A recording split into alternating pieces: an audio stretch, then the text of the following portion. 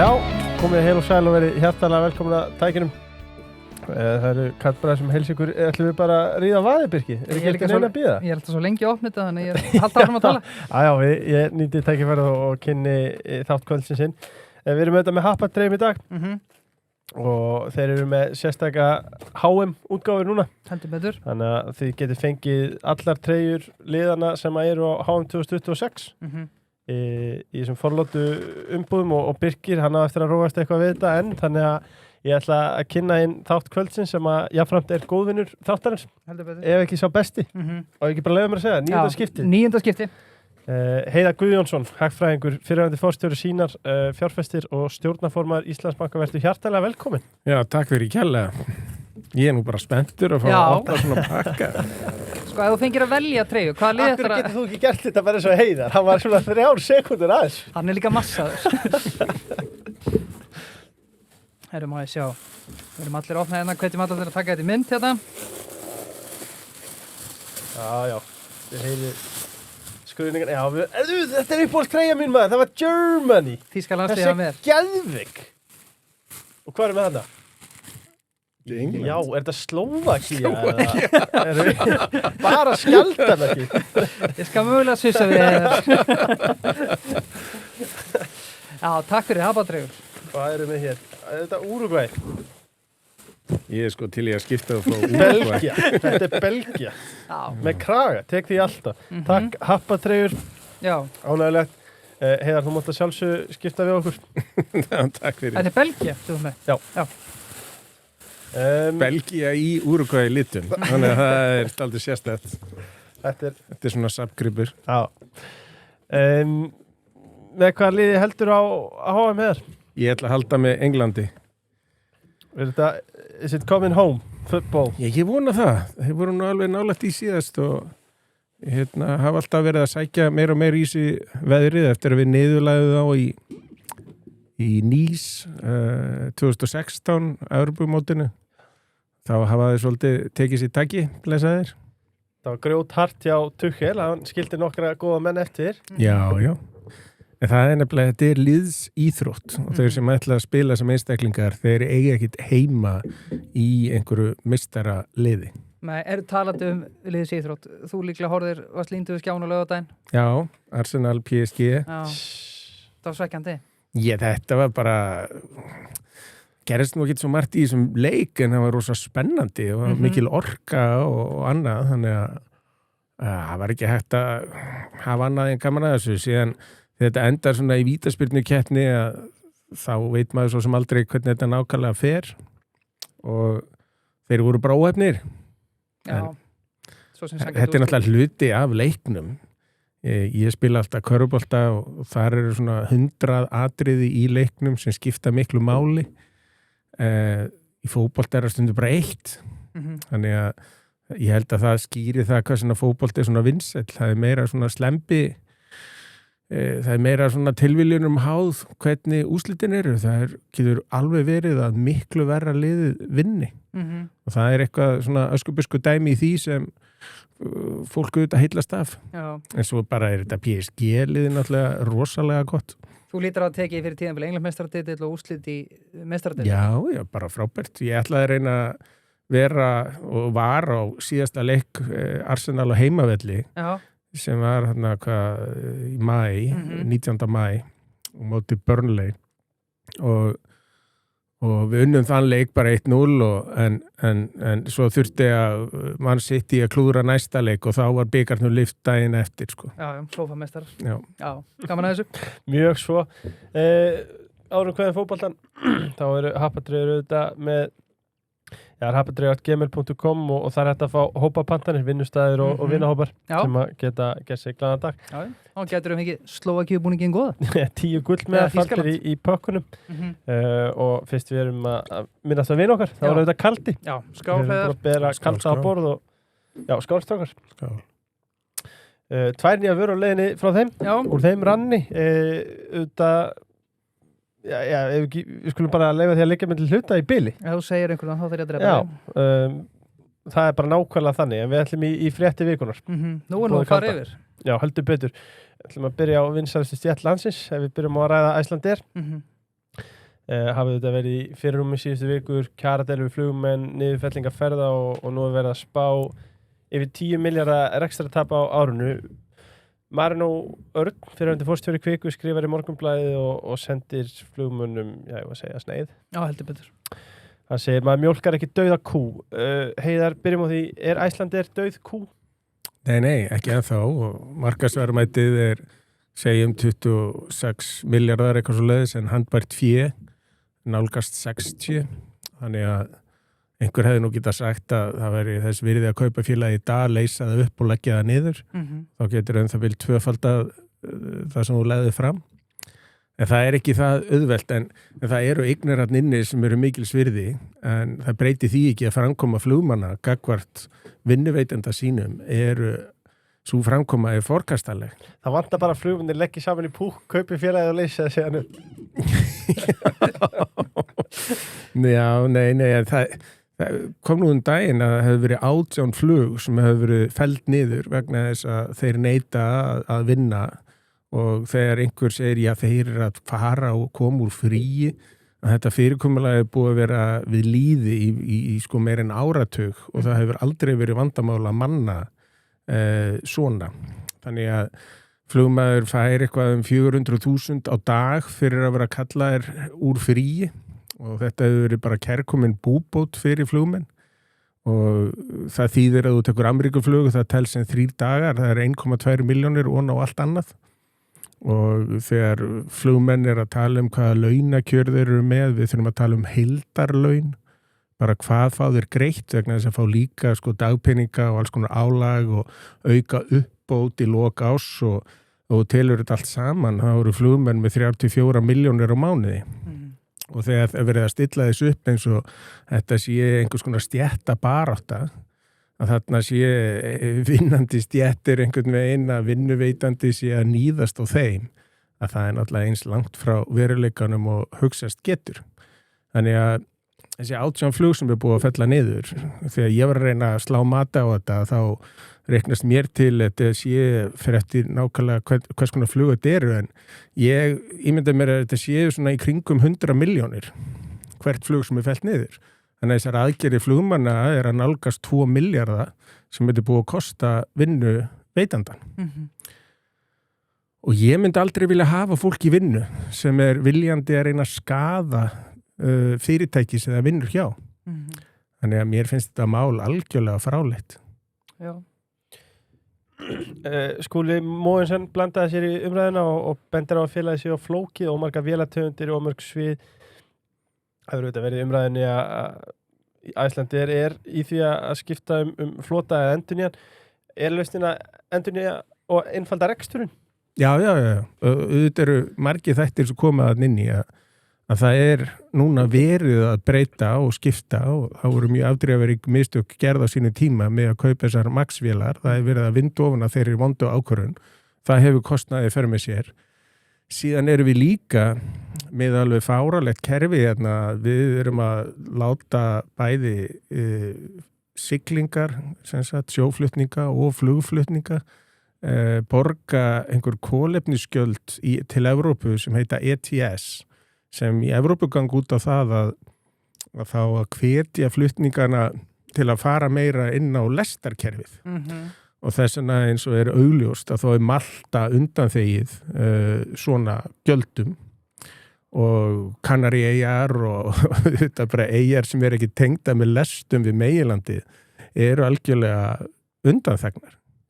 Þannig að Ísland í þessu kerfi, það annar mál. Það flugflotinn reitt, það gamalt vandamál að vera að vinna út úr því og það mun gerast, en það þarf að taka á þessu ETS-máli og nú var Giorgia Meloni og Ítalíu í lok febrúar byrju mars að segja sér frá þessu, núna Spátn að segja að þeir þyrftu vantarlega að segja sér frá þessu og bara framleiðsla í Evrópu í mólum út á háu orkuverði sem algjörlega sjálfskapað vandamál. Það orkustefna Evrópusambandsins í mólum og svo bætast svona kolefnisgjöld ofan á sem gerir málið enn verra. En svo þriðji angin af þessu að það eru launakjör flugmanna á Íslandi sem eru miklu hærri heldur en launakjör flugmanna í löndunum í kringum okkur. og það var nú áhugaverð ráðstefna sem norski olíusjóðurinn var með núna í apríl. Það er þetta nálgast hana bara á netinu, þá var Michael O'Leary, hann forstjóri Ryanair, búin að vera mjög lengi og mjög opinskár og skemmtilegur. Hann talaði um það að flugmenn hjá sér væri með $250,000 í heildarlaun á ári, væri að fljúga 800 tíma á ári. Og hann biði bara eftir því að núna verður hann að horfa á drónana sem verður að fljúga út allt og meira segja að bera sprengjur og annað yfir borgir og yfir lönd og hvenær hann geti fengið slíka tækni til að fljúga bara flugvélunum, þannig að hann algjörlega laus við flugmennina. Og ég svona ímynda mér að þetta sé svolítið síðasta víið hjá flugmönnum Icelandair sem eru að berjast í núna. Og í staðis að sætta sem við breyta forsendur þá ætlaði að taka sensin á því að félagið færi bara í þrot og vona að íslenska ríkið einhver annar taki reikningin. En það hefur verið þannig? Já, við höfum nú sem bara diggir viðskiptavinir. Ég hef nú alltaf verið þarna silfur eða gullkortshafi hjá Icelandair og flýg mikið með þeim og við bránaði með þjónustuna en þetta hefur alltaf komið fram í miðaverði líka. En ef það á að fara í svona framkvæmdir og svona vinnustöðvanir sem stór skaða félagið að þá það alveg rétt sem Marino sagði. Það ekki eftir að mjólka dauða kú. Nei, en það ekki svona ansið svona fátæklega rök að það bara, þetta allt í lagi, við setjum þá bara fyrirtæki sem vinna hjá því þrota því að Íslenska ríki kemur og bjarga þeim? Já, það náttúrulega fyrir það fyrsta mjög óábyrgt. Þá bara almenningur í Íslandi haldi upp í launakjörum einnar starfstjættar sem hálaunastjætt. Þetta eins og, ég myndi segja, það gengur ekki nógu vel hjá mínu félagi og ég vil bara almenningur borgi þessi laun svo ég geti halda áfram að gera það sem ég geri. Ég meina að þetta engin hemja. Nei, sko Marino talaði um góðu vitur og spurspálum Stefán Einara sem var að tala sko, núna verið að tala um Evrópusambandið, við verðum að tala betur eftir en þetta töluvert mikilvægara málefni að Icelandair sé fyrir Íslendinga heldur en að vera mögulega að tala við Brussel. Jú, og það náttúrulega svo margt sem hangir á spýtunni. Það ekki bara ferðaþjónustan hér, það líka útflutningur á fiski og annað og auðvitað myndi smá sem hann koma önnur félög sem tækju flugfrækt en þessi ástíðar sveifla í ferðamennsku, hún myndi aukast gríðarlega mikið ef að Icelandair ekki lengur til staðar vegna þess að evrósku flugfélögin og amerísku sem hafa verið að koma hérna hafa bara verið hávertíðina yfir sumarið og hvernig ætlum við þá að reka vetrar ferðaþjónustu. Og maður sé nú alveg fyrir sér að Icelandair í dag með kannski 40 flugvélar, kannski ættu að fækka því niður í 25 og keyra þá bara 25 allt árið kring og taka síðan leiguflug inn sumarið. Og þetta verið þjóðhagslega einhvern veginn stabíla módel heldur en að vera að keyra 40 flugvélar allt árið kring og það eru hálftómar veturinn en síðan fullar sumarið. Þannig að það þarf að vera sveigjanleiki í þessu fyrirtækjarekstri. Og fyrirtæki snýst ekki flugmennina, fyrirtæki snýst viðskiptavinnina. Ég ætla bara til að slúta þessu nefnum þú sett með eitthvað, sko, þetta orðin raunhæfu möguleiki að þetta verði dauð kú? Já, eins og ég sagði, þeir eru með hátt í 60 milljarða núna en það náttúrulega þurrka tíminn eftir, það næsti vetur og þeir lifa það væntanlega af með þessa fjármuni en svo þegar kemur fram á næsta sumar og hausti sem kemur þar á eftir að þá líst mér ekkert á blikuna. En þessar aðgerðir flugmanna ekki nóg með að kosti beint félagið, eins og ég segi það bil 100 milljónir á hverja aflýsta flugferð, heldur líka fælir þetta aðra frá því að versla við flugfélagið. Það enginn sem að ferðast yfir hafið sem ætlar að taka sénsinn á þessu. Íslendingar sem að fara eitthvað, þeir vil ekki bara missa annan leggin, annarkvort komast ekki út eða komast ekki heim eða hvortvekja. Þannig að þá leituðu þetta viðskiptin annað. Já. Kannski bara lokum að því hefur það búið að viðra hugmyndina að samanast einhverju flugrekstrarleyfi á Möltu eða bara færa reksturinn annað sem við nú áður gert. Það raunhæfur möguleiki og Icelandair ennþá Icelandair ef það starfar undir maltnesku flugrekstrarleyfi? Nei, fyrir mig skiptir þetta bara máli að hagkerfið á Íslandi sé vel tengt, að ferðaþjónustan, fólk geti nýtt hana, Íslendingar sem að fara geti fengið þá þjónustu sem þeir þurfa hverju sinni. Þetta ekki, Íslandi ekki til bara fyrir flugmennina eða flugfreyjurnar eða fólki sem starfar þar. Þetta hefur gríðarlega mikilvægu hlutverki að gegna, bara þetta samgöngu æðin hérna stóru leyti á milli landa. Þannig að við þurfum að hafa það hugfast. Finnst þér að Íslenska ríki, ef að það heldur áfram að kreppa í skóin, að Íslenska ríki ætti að bregðast við? Nei. Það aldrei ekki rækast. Nei, það á ekki að bregðast við í svona, en auðvitað hefur það gert það í áranna rás og núna sýnist mér flugmenn og þessi stétt hjá þeim eða stéttar félagið þeirra. Ég veit líka að allir flugmenn ekkert sammála þessum aðgerðum. Nei. Það ekki hægt að segja að allir flugmenn eða flugstjórar séu sammála, það ekkert þannig. En stéttar félagið þeirra mjög hart á þessari stefnu og það bara mjög slæmt fyrir Ísland. Fréttapakki vikunar að rifna úr saumunum, hann svo þéttur hjá okkur í dag. Við þurfum að halda vel á spöðunum. Sko, við þurfum að taka Oculus næsta. Það var fyrir helgi sem að frétti bárust og því að 2 lykilrannsóknir á augnarópum Oculus hafa ekki náð markmiðum sínum og hlutabréf félagsins helminguðust í verði yfir nóttu. Það reyndar gerðist það fyrir lok hlutabréfamarkaði eitthvað lakarna á föstudaginn, en við sjáum það eftir þessa miklu lækkun. Sko, fyrir lækkunna var markaðsvirði Oculus meira en allra 4 íslensku fasteignafélaganna til samans, Heimar, Eik, Reitir og Kaldalón. Nú hafa 142 milljarðar þurrkast út af markaðsvirði félagsins. Sko, lífeyrissjóðir og venlegir fjárfestar urðu fyrir barðinu. Jú, en það verður að hafa í huga í þessu Leifur að Íslendingar eiga minni hluta í þessu fyrirtæki. Við eigum eiginlega alveg þessi fasteignafélag.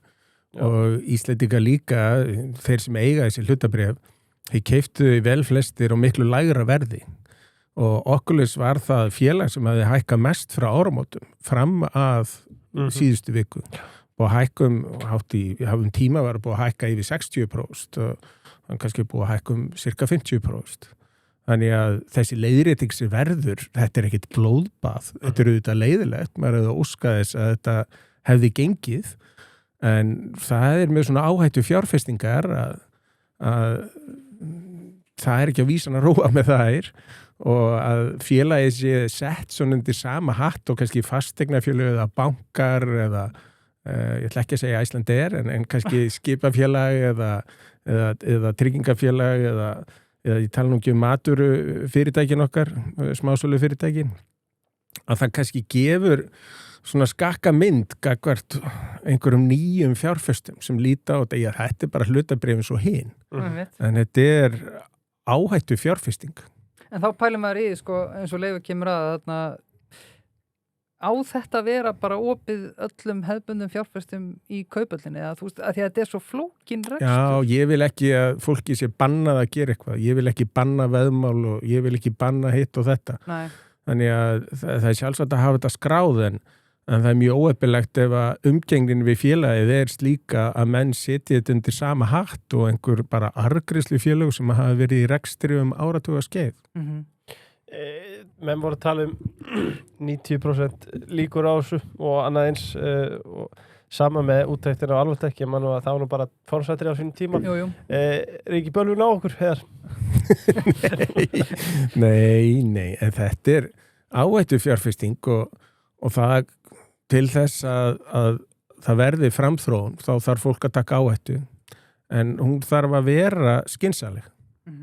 Og fyrir einhverja aðila sem áttu segjum bara 1%, 2% af eignum sínum í Oculus, það ekkert vandamál. En fyrir einhverja aðila sem eru með 30, 40, 50% í þessu, það allt annað en skynsalegt. Akkur horfur svona á mig. Já, það líka einn bitur hlut á að tala það á ekki bara að banna þetta kaupöldinni. Nei. En þetta alveg rétt sem Heiðar segir og það má kannski eiga það bara með öll 3 vaxtafélögin Alvotok, Amarok og Oculus að kannski menn búin að vera full lausláttir að setja þetta bara í sama stokk og Íslabanki eða hvernig sem það sko. Ég núna að tala sexinu við ykkur Amarok. Það eina félagi þessu sem ég hef eitthvað verið í. Já.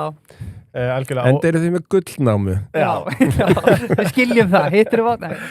En hjartalega sammálaði með það að fólki á að vera frjálst að gera það sem það listir.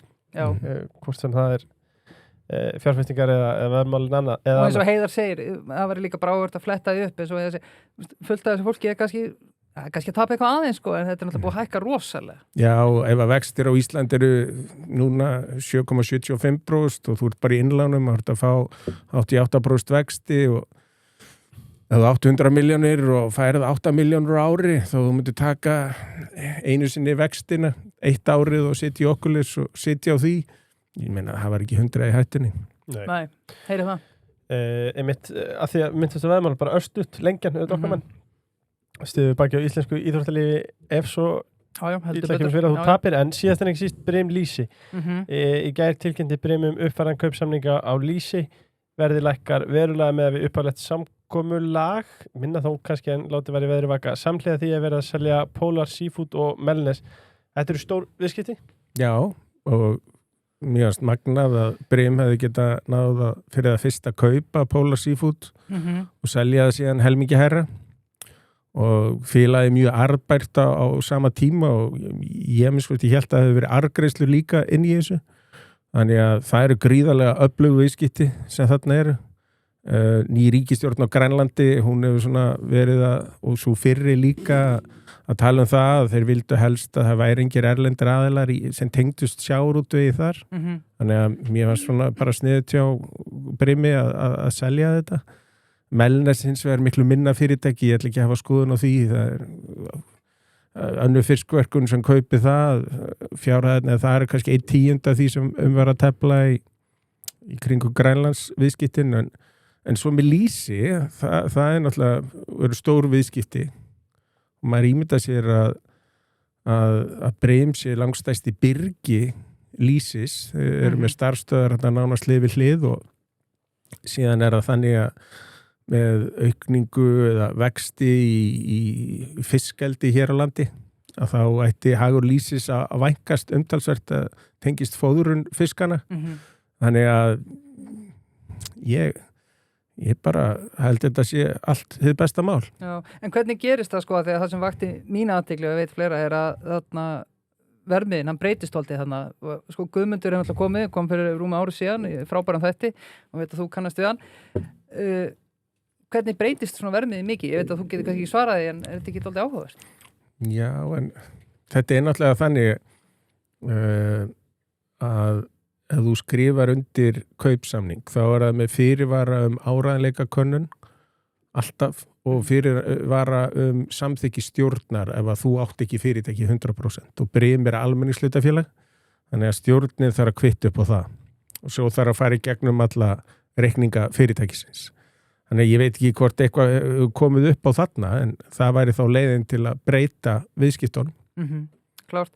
Höldum aðeins áfram, fekk frábæra greiningu frá Akró í morgunsárið, hvetjum alla til að skrá sig á póstlista þar. Það er gefin ekki gjald, Þorbjörn Atli vinnur dag og nótt að hörðum höndum að vera með bestu greiningarnar á landinu.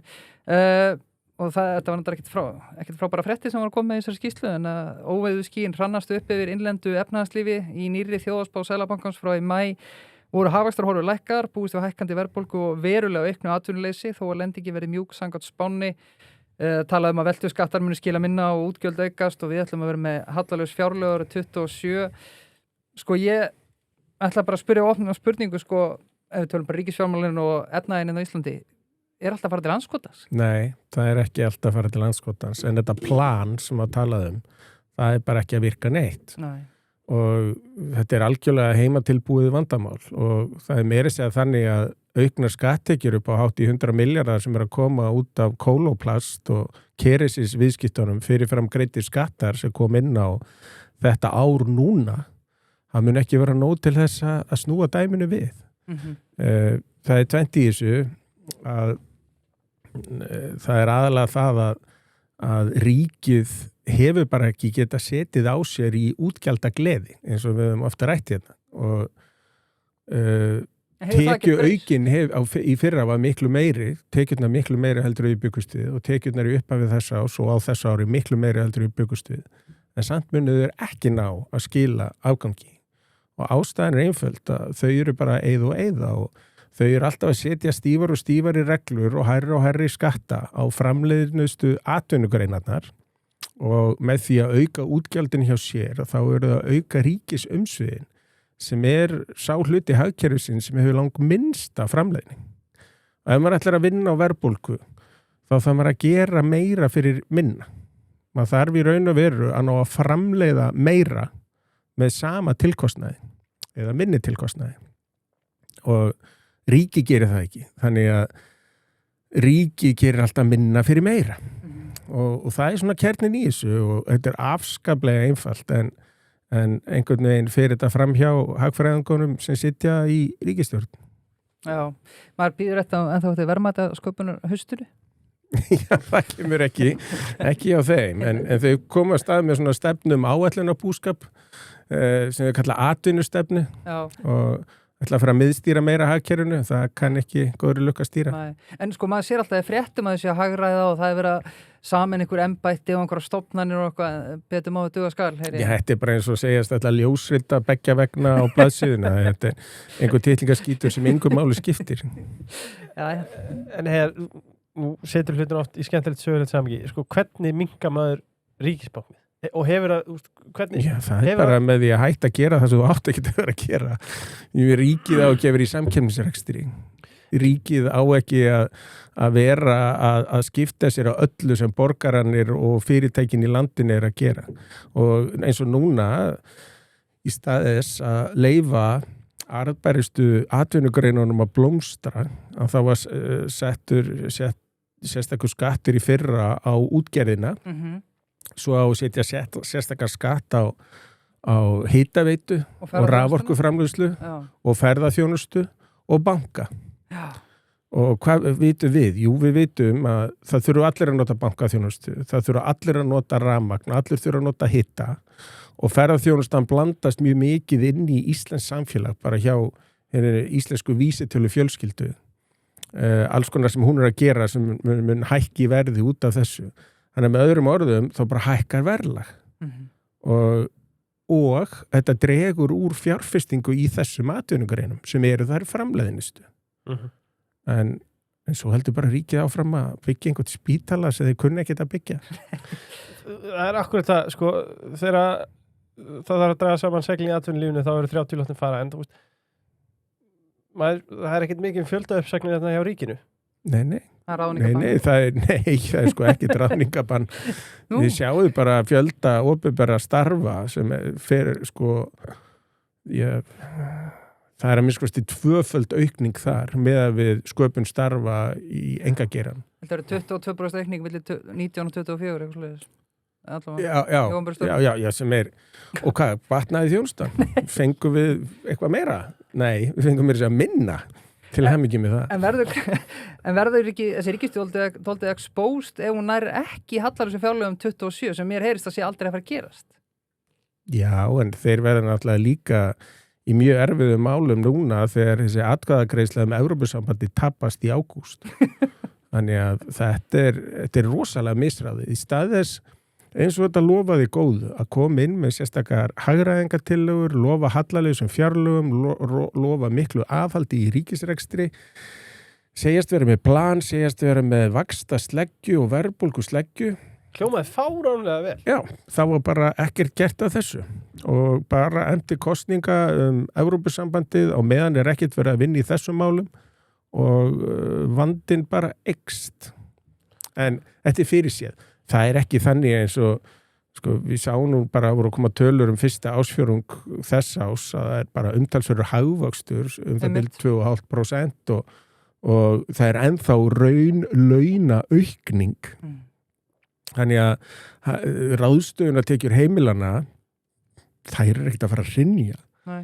En afborganir lána að fara að hækka og svo fara launin væntanlega ekki að hækka og atvinnuleysið að aukast, þannig að atvinnusköpunin í engageirana sem á að drífa áfram alla vélina, hún að hiksta.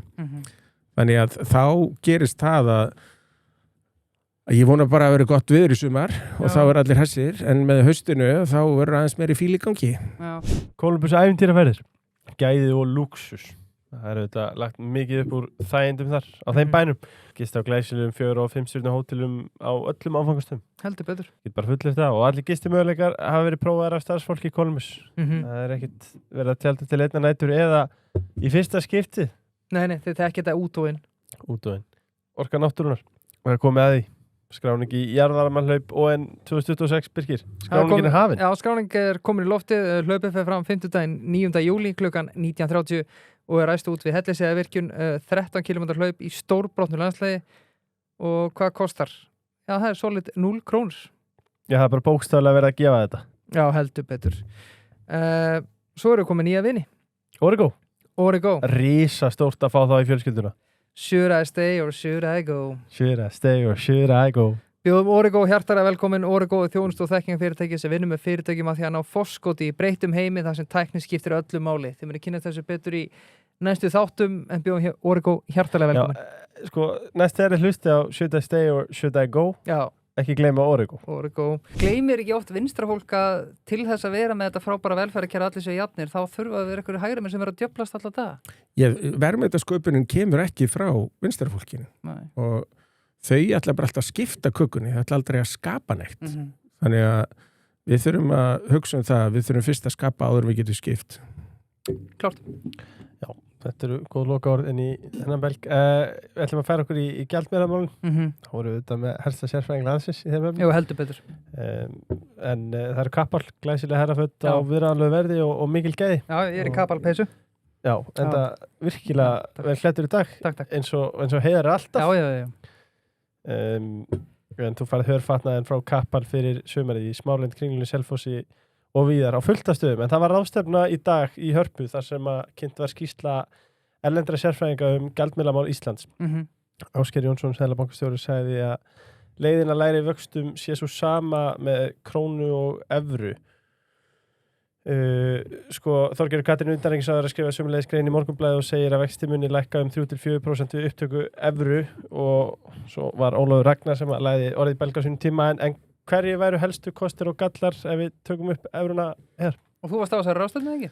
Já, ég fylgdist með, en ég hins vegar vil segja sko, það sem Þorgerður Katrín segir að taka upp evru, hvenær gerist það? Vegna þess að segja sér svo að það verði allt í einu eitthvað sem bara kemur fyrir íslensku þjóðarsáluna og ákvað að halda áfram með þetta misefna aðlögunarferli að Evrópusambandinu og svo er kosið 2 alþingiskosningar og ákveða gangi inn í Evrópusambandið. Það er ekki eins og þingmeirihluti fyrir þessu núna og þaðan að síður þegar harna tekur meira á dalnum. En segjum sér svo það gerir samt. Hvenær fáum við þá evruna? Það getur liðið 10 ár vegna þess að við þurfum að uppfylla þessi stöðuleika skilyrði sem við uppfyllum ekki í dag. Nei. Og þess vegna er rétt sem að Ásgeir Jónsson segir að við þurfum hvort þið er að taka til heima í okkur. Og er það ekki aðalmálið sem blandast inn í það sem ég sagði áðan að þau hafðu bara átt að vera í svona tiltekt þessi ríkisstjórn, bara bú í haginn.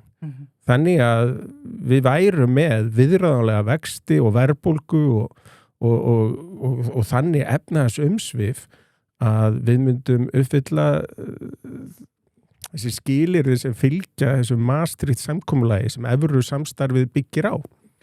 Er þá umsóknu okkar bara hafnað núna eða? Nei, við erum tekin inn en svo erum við bara sett á biðlista og það er fullt af löndum, ég meina við getum séð Búlgaría tók upp fyrir nokkrum árum, Króatía þau þurft að bíða kannski áratug eða meira þannig að við vorum að uppfylla skilyrðin og komast þá inn. Já, maður... Nei, og svo segi ég alltaf og hef sagt við ykkur, ef okkur langar svona mikið í alþjóðlega mynt, þá þurfum við ekki að gangi í myntbandalag. Við getum bara tekið upp evru, ég myndi fyrir að taka upp dollar. Já. En það eru 33 lönd í heiminum sem hafa tekið upp einhliða aðra mynt og langt flest þeirra hafa tekið upp dollar, en það er það langstærsta mynt heims. En það eru 6 lönd í Evrópu sem eru ekki í evru samstarfinu og ekki í Evrópusambandinu sem nota samt evru. og Daniel Gross, vinur minn sem kom hérna til Íslands og var með að segja í smá tíma í stjórn í bankaráði Seðlabanka Íslands, hann hjálpaði Svartfjallalandi og Kosovo á sínu tíma að taka upp einhliða evru. Já. Þannig að það ekkert sem stoppar okkur í því. Nei, það sem komir óvart á þessar ráðstefnu líka að ég held að ef við taka upp evru, þá myndum við bara heyra undir Evrópska Seðlabankan, en við varum enda með starfandi Seðlabankan í Íslandi. Já, ég veit ekki hvað ég var að gera. Nei, það nokkuð. Ég haldi fjármálaráðuneyti, en sko, þessi Seðlabankaklúbbur náttúrulega dálítið þannig að þeir passa hver upp á annan. Já. Þannig að þeir myndu fá yrði einhvers konar hálfgerð þjóðhagsstofnun að fylgjast með þjóðarskútunni og reikna út þetta og hitt og afhenda gögn til Evrópska Seðlabankans og svo fengið kannski eitthvað eftirlitshlutverk með hinn og þessu og einhver tæki sem kölluð þjóðhagsvarúðartæki, makroprudential eitthvað og jú, það væri eitthvað svoleiðis en það má nú líka segja að það var mjög víðfeðmt gjaldeyris eftirlit á sínu tíma þegar voru höft og það vill oft gleymast að það verið að tala hvað krónan hafi gengið vel frá hruni. Já, hún var læst inn í höftum og máttir ekki versla með hana. Og þá var gjaldeyris eftirlit sem ég man ekki hvað taldi marga tugi manna. Ég hef ekki séð að við fækkaði í Seðlabankanum eftir að höftunum var létt.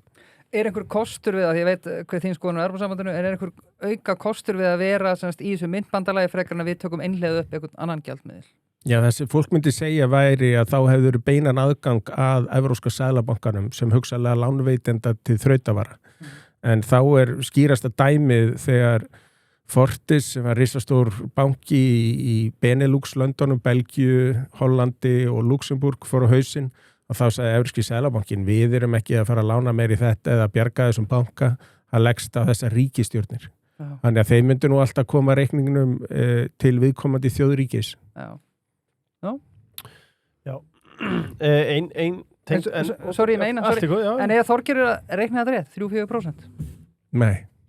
Vegna þess að það þannig að á kjördag þá verða allir frekar íhaldsamir og þá í enskur oft kallað the tyranny of the status quo og þess vegna héldu menn sem voru að vinna móti Brexit að vildu vera áfram í Evrópusambandinu að Bretar myndu bara kjósa nei, þetta nú ekki svo slæmt, við ætlum bara að vera hérna áfram en þeir voru búin að vanmeta algjörlega hvað þeir sem höfðu eitthvað á móti Evrópusambandinu voru miklu harðari á sinni skoðun heldur en þeir sem voru fylgjandi það myndi setja eitthvað svona bara grín kvarða á það, þá voru þeir kannski 10 sinnum meiri andstæðingar heldur en hinir voru einu sinni fylgjendur.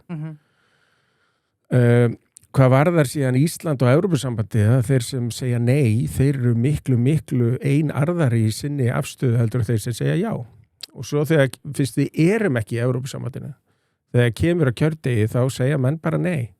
Ég ekki að segja að það verður einhver yfirgnæfandi meirihluti en það verður meirihluti vegna þess að þetta svo sannarlega ekki hagsmunir Íslands að ganga þarna og ef að það á að reyna villum fyrir fólki að þetta sé eina leiðin til að nálgast aðra mynt heldur en íslensku krónuna, skipta út krónunni, það bara alrangt. Ég ætla ekki að þykjast að hafa lesið alla þessa skýrslu eins og allir segjast að hafa lesið Draghi skýrsluna, veit að Heiðar hefur lesið hana en ég held að ekki neitt annar hefur lesið hana. Í skýrslunni kemur fram að ég las hana með Klott, hún hjálpaði mér ansi mikið þessa skýrslu og það svona það sem að mér fannst áhugavert, það að mér fannst þér svona að tala nokkuð tæpitungulaust að það veru fleiri ókostir við krónuna heldur en hún hefur ofta verið okkur til trafala heldur en til bjargar. Og ég get alveg verið sammála á því. Já. Ég hef alltaf haft miklar efasemdir krónuna en leiðin til að losna við krónuna ekki að gangi í Evrópusambandi. En er þetta gefið eitthvað fyrir þessa skýrslu eða er eitthvað nýtt í þessu? Skýrsla alls ekki illa unnin en skipt upp í 4 skýra kafla og þetta bara vel unnið og það margt sem gaman að sjá þarna, efni sem hefði og tölur og annað sem hefði ekki séð samantekið áður, samanburður við önnur lönd. Þannig að þetta mjög gagnlegt inn í umræðina en í grunninn þetta alltaf þannig, hvaða pólitísku skoðun hefur? Ertu stjórnlindur eða frjálslindur? Og ef þú ert stjórnlindur, þá viltu miðstýringu. Og seðlabankar í eðli sínu eru miðstýringabankar. Ég frjálslindur, ég vil bara einstaklingurinn ráði sínum fjármálum sjálfur. Ég vil ekki að það sé einhver sem ákveði að hækka vexti að því að honum lýst svona á verbulgun eða hitt. Ég vil bara, og ég vil að gjaldmiðlafrelsi að fólk noti bara þá mynt sem það kýs. og þau fyrirtæki noti þá mynt sem minnkar áhættuna í rekstri hvað mest hjá þeim.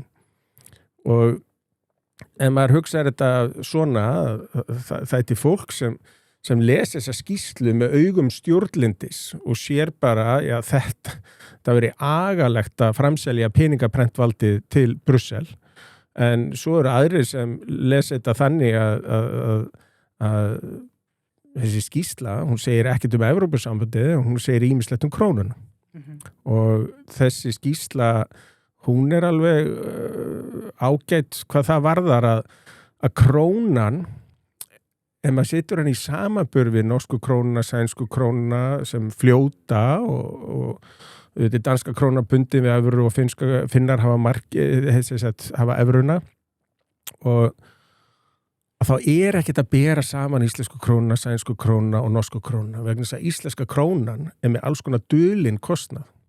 Hérna bankakerfið rekið með því líkt íþyngjandi reglum bara til þess að styðja við krónuna. Hérna máttu ekki eiga alls konar viðskipti í gjaldmiðlinum sem fullkomlega löglegt í Svíþjóð og Noregi. Og þar af leiðir að það miklu meiri viðskiptakostnaður með þessa mynt. Og þess vegna það breytist hérna 2001 og ég þekki þess að sögu mjög vel að þá var krónan bundin innan vikmarka, það sprakk allt og 2001 og þá var sett á verðbólgumarkmið og svo eftir hrun og sett á verðbólgumarkmið plus. Það er raun og veru verðbólgumarkmið með svo miklum stóðtækjum. Í raun og veru, hún það fötluð að hún í hjólastól og með grind og það má enginn koma nálægt henni. Og samt talað eins og þetta sé bara einhver frjáls gjaldmiðill. Það það ekki. Nei. Eitt ég vona að við höfum talað við Heiðar að koma í 9. sinni kvöld og við höfum alltaf hvatna til að fara í stjórnmálum, við höfum haldið því áfram. En það svona eina sem á borðinu núna, ef við ætlum ekki að halda íslenska krónu, þessu upptaka evru. Ef við myndum taka upp evru, þegar gerist þetta 10 ár, það þá þannig í raunveru að við þurfum ekki, fólk sem með fasteignalán þarf ekki að vera með hnútinn í magann og bíða eftir öllum stýrivaxta ákvörðunum og verður þetta þá bara alltaf í verðbólgumarkmiði? Nei, vegna þess að fasteignalán á milli landa eru mjög mismunandi. Fasteignavextir mjög mismunandi. Og það gerist líka, einhverju segja að þetta verður rosalega samkeppnisaukandi, hérna koma bara þýskir bankar og franskir bankar og danskir bankar. Hvernig hefur þetta gerst bara á Norðurlöndunum í kringum okkur? Hvað margir þýski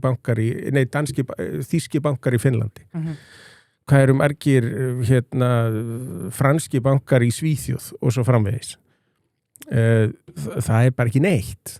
Vegna þess að í bankastarfsemi, alveg svo í tryggingastarfsemi, þá snýr þetta því að þekkja viðskiptavinin, að velja viðskiptavinin. Og það ekki bara að það kom einhver bara nýr aðili inn, alveg kaldur á borðinu og geti verðlagt eða valið viðskiptavini jafnvel og einhver sem búin að vera að vinna við þetta á þessu tiltekna svæði í áratugi. Já. En þú ert líklega sammála því að ástæðan fyrir samt að kannski erlendar aðilar hafa ekki verið komið hingað í miklu mæli út af gjaldmiðlum á Íslandi? Já, hann mjög mikil fyrirstaða og svo markaðurinn agnarsmár. En það breyti því ekki að alþjóðlegu fyrirtæki á Íslandi myndu að hafa greiðari aðgang að fjármagni. Já. Og það borgar sér svolítið í litlu hagkerfi að vera alþjóðlegur. Það styrkir þína stöðu og það styrkir líka stöðu hagkerfisins. Það býr til svona áhættu dreifingu.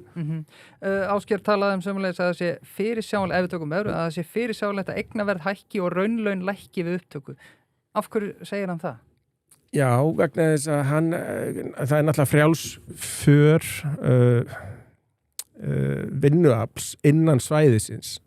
Og ef við erum komin inn í Evrópusambandið og við erum komin með evru eins og allir aðrir, þá mjög hætt við því að það myndi fjölga mjög mikið gesta vinnuafli umfram það sem í dag.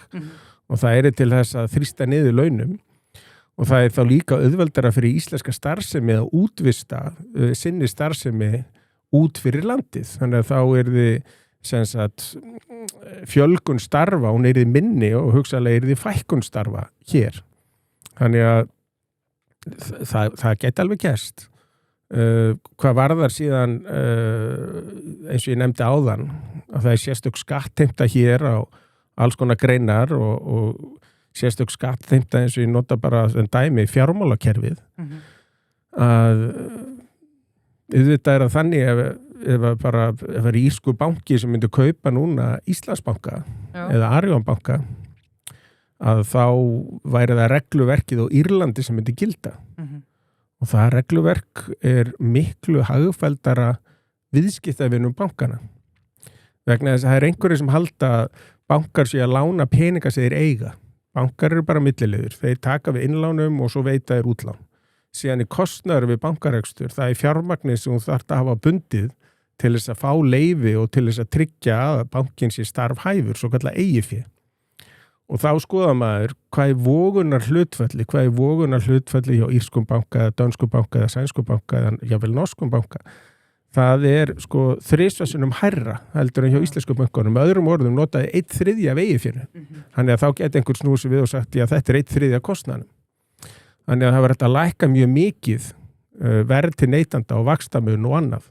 En hvað gerist þá með Ísland? Já, skattstofnin farin úr landi.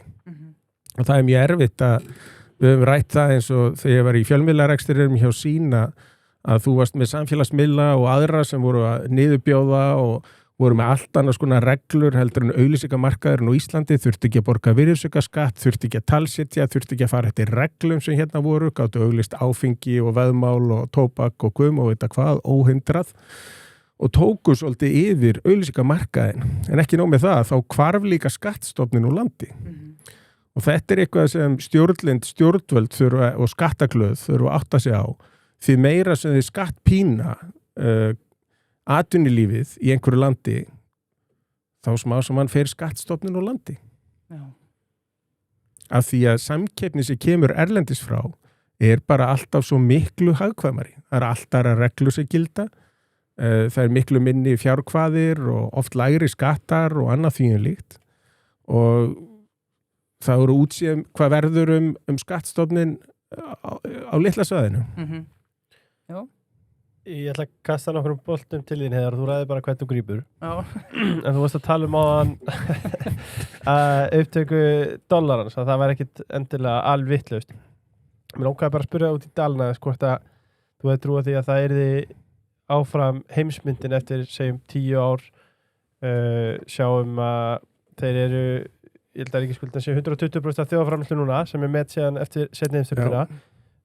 Og við sjáum líka að Seðlabankinn í Japan ætlar að hækka vextina upp í alltaf 2% eru byrjaðir og Japanar hafa þetta verið risastórir kaupendur á skuldabréfunum þar eða government bonds T-bills bæði bara sko ef við horfum í alheimsstöðuna og hvar Bandaríkin standa og síðan austrið þetta sem að kannski hefur ekki komið inn að miklum kraft og spáð var en síðan bara hvernig myndur stöðu Bandaríkjanna og dollarans?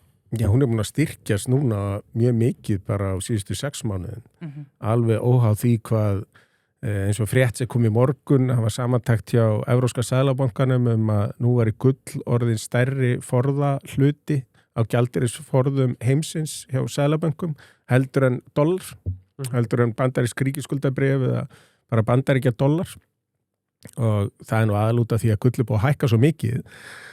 En það sem að gera svolítið með Austurlöndum, það nú frægt eftir Íraksstríðu og fyrir Íraksstríðu að Saddam Hussein að hann vildi að olía, það yrði ekki versla með hann í dollar og Kínverjar og Rússar og Íranir og fleiri voru að reyna að búa til nýja umgjörð í kringum heimsviðskipti með olíu, þannig að dollar kæmi þar ekki nálægt, að mér skoðst væri hægt að fara alveg fram hjá dollaranum. Eftir að Maduro var steikt á stóli, það alveg ljóst að Venezuela mun selja allt sitt í dollar. Það búin á þannig samkomulagi við ríkin í kringu Persaflóa nema Íran, að það verður allt selt í dollar.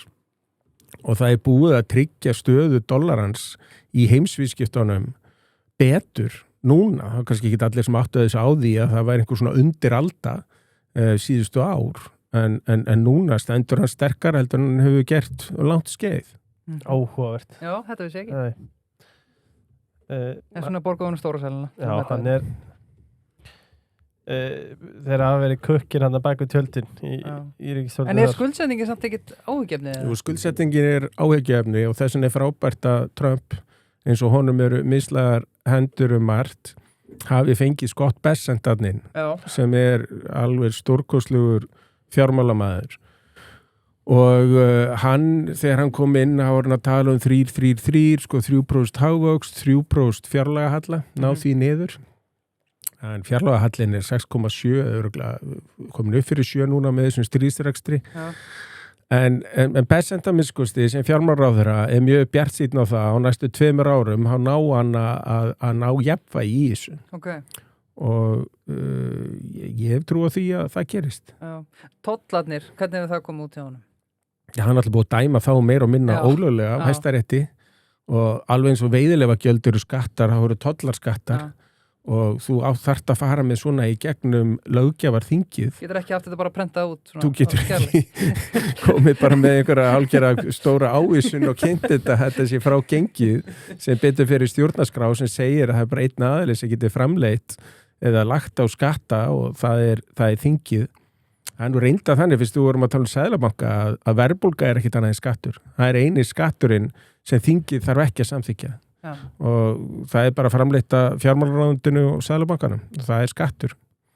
En ég held að þeim takist þannig vestanhafs að koma sér á réttan kjöl. Birgir, ég ætla að leyfa þér að eiga næsta umræðlið. Já, takk fyrir það. En Krónan auðvitað með Skanna og Skunda. Já, heldur betur. Fór í samlokuna núna fyrir þátt. Já, það klassíst og skýrið. Að lappa inn og út. Mér líður alltaf eins og ég sé að stela það. Þetta svo gaman þegar líður eins og ég sé að stela. En þú ert ekki að stela, þú ert bara að fara fram fyrir röðuna. Já, Skanna og Skunda. Það mesta lifehack bara sem til held ég. Það snilt, en nú spyrðu hefur út í Óla, sko. Já. Og ég sé út hvass í handriðskjærni þarna. Já, svo minn náttúrulega ekki þóra að segja helmingina þessu þarna. Það er óþvegið, já. Nei, heyrðu þarna, Óla Ragnar Grímsson, hann var hjá okkur þetta í númer 300 og ég vonu að hafa hlustað heiðar. Ég hlustaði, já. Eins og margir gerðu. Eitt svo umtalaðasti og eitt svo stærsti sem við höfum tekið upp. Sko, ég ætla að byrja á að spyrja þetta. Og nú er gott að Ólafur sé ekki hérna, hann er góð vinur minn í SMS að hann talaði núna. Ólafur Ragnar er maðurinn sem var á móti NATO, EES og EFTA og bjórnum, bætti því við. Af hverju ættu að treysta honum núna? Já, hann var með Eikon á sínum tíma heitnum í að reyna að tryggja hagsmuni Íslands á landgrunnu þannig að við ættum möguleika á olíuleit til framtíðar. Það var kringu 1980, 1970 og eitthvað, það var mjög framsýtt þar. Hann náttúrulega var stórkostlegur í kringum iSafe og kringum það að verja orðspor Íslands alþjóðlega og tala fyrir hagsmunum Íslendinga alþjóðlega. Hann byrjaði að tala norðurslóðamál bara strax og hann kom inn 96 sem forseti, þá var eiginlega enginn að tala þetta. Hann var mjög framsýtt með það og hann hefur tekist að búa til stærsta vettvang umræðina norðurslóðir hér í Reykjavík í Hörpu sem búið að halda núna, hvað held ég, síðan 2013 hverju ári, nema einu sinni í COVID alltaf miðjan október og þetta er langstærsta samkoma í kringu þetta. Þannig hann er framsýnn en hann var mjög fyrir segjum 96 þá var hann meira mislaðar hendur á þess að ég færi nánar út í það. Nei, sko þessi 10 raundæmi sem hann tók sem voru rundar 7-8 var þetta allt bara negla hjá hann? Já, meira og minna eitt land í Evrópu sem ég hef mikið dálæti á, það er Írland. Því hefur vegnað mjög vel og það er ekki út af því að þeir séu Evrópusambandinu eða út af því þeir séu með evruna, það er alveg út af því að þeir hafa trú á því að vera opnir fyrir viðskiptum, vera með lága skatta, vera með fáa reglugerðir og breyta landinu. Írland var náttúrulega með mjög lág laun og var með mjög erfiðan efnahag alveg langt fram undir 90 eitthvað og síðan koma hérna ný stjórnvöld og breyta algjörlega takt. Írland, ef mann rétt, var sjálfstætt 1922, ekkert mikið lengri sögu en við en þeir búa því að tala ensku, það er ákveðin kostur og eru stutt frá London og stutt frá meginlandinu og eru með góðan flugvöll og eru með miklu ódýrari í raun og veru leigu og annað en Bretar. Þannig að það hefur verið mjög hagkvæmt að byggja hérna upp fyrirtæki. Og þetta nú eitthvað sem sko, Íslendingar voru að tala Ísland sem fjármálamiðstöð, Ísland sem viðskiptamiðstöð árunum 96 kannski til 2008. Að við höfum alveg tækifæri í því að líka eftir þeim og ná miklum árangri. Ég var að spila golf á Írlandi núna 1. maí á degi verkalýsins og var þá að skoða hagtölur og þá var hagvöxtur síðast árs á Írlandi 12% og ef maður tekur út alþjóðlega geirann þá var hann yfir 5% og verðbólga rétt undir 3%. Þannig að lífskjör hérna hafa verið að batna mjög mikið.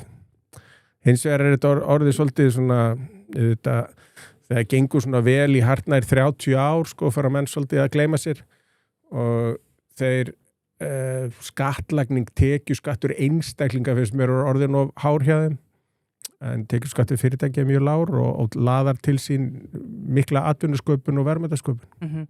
Sko, ég ætla að reyna að vera einhver dæfils advokatið sem ég mjög lélugur í, en sko, þegar að þið anti-ESB sinnar talaðu að þetta er svo vonlega skuldabandalag og annað og þetta er hræðilegt, en svo þegar það er eitthvað gott ESB-land, þá er það ekki út af ESB að þeim að þakka það gengur vel.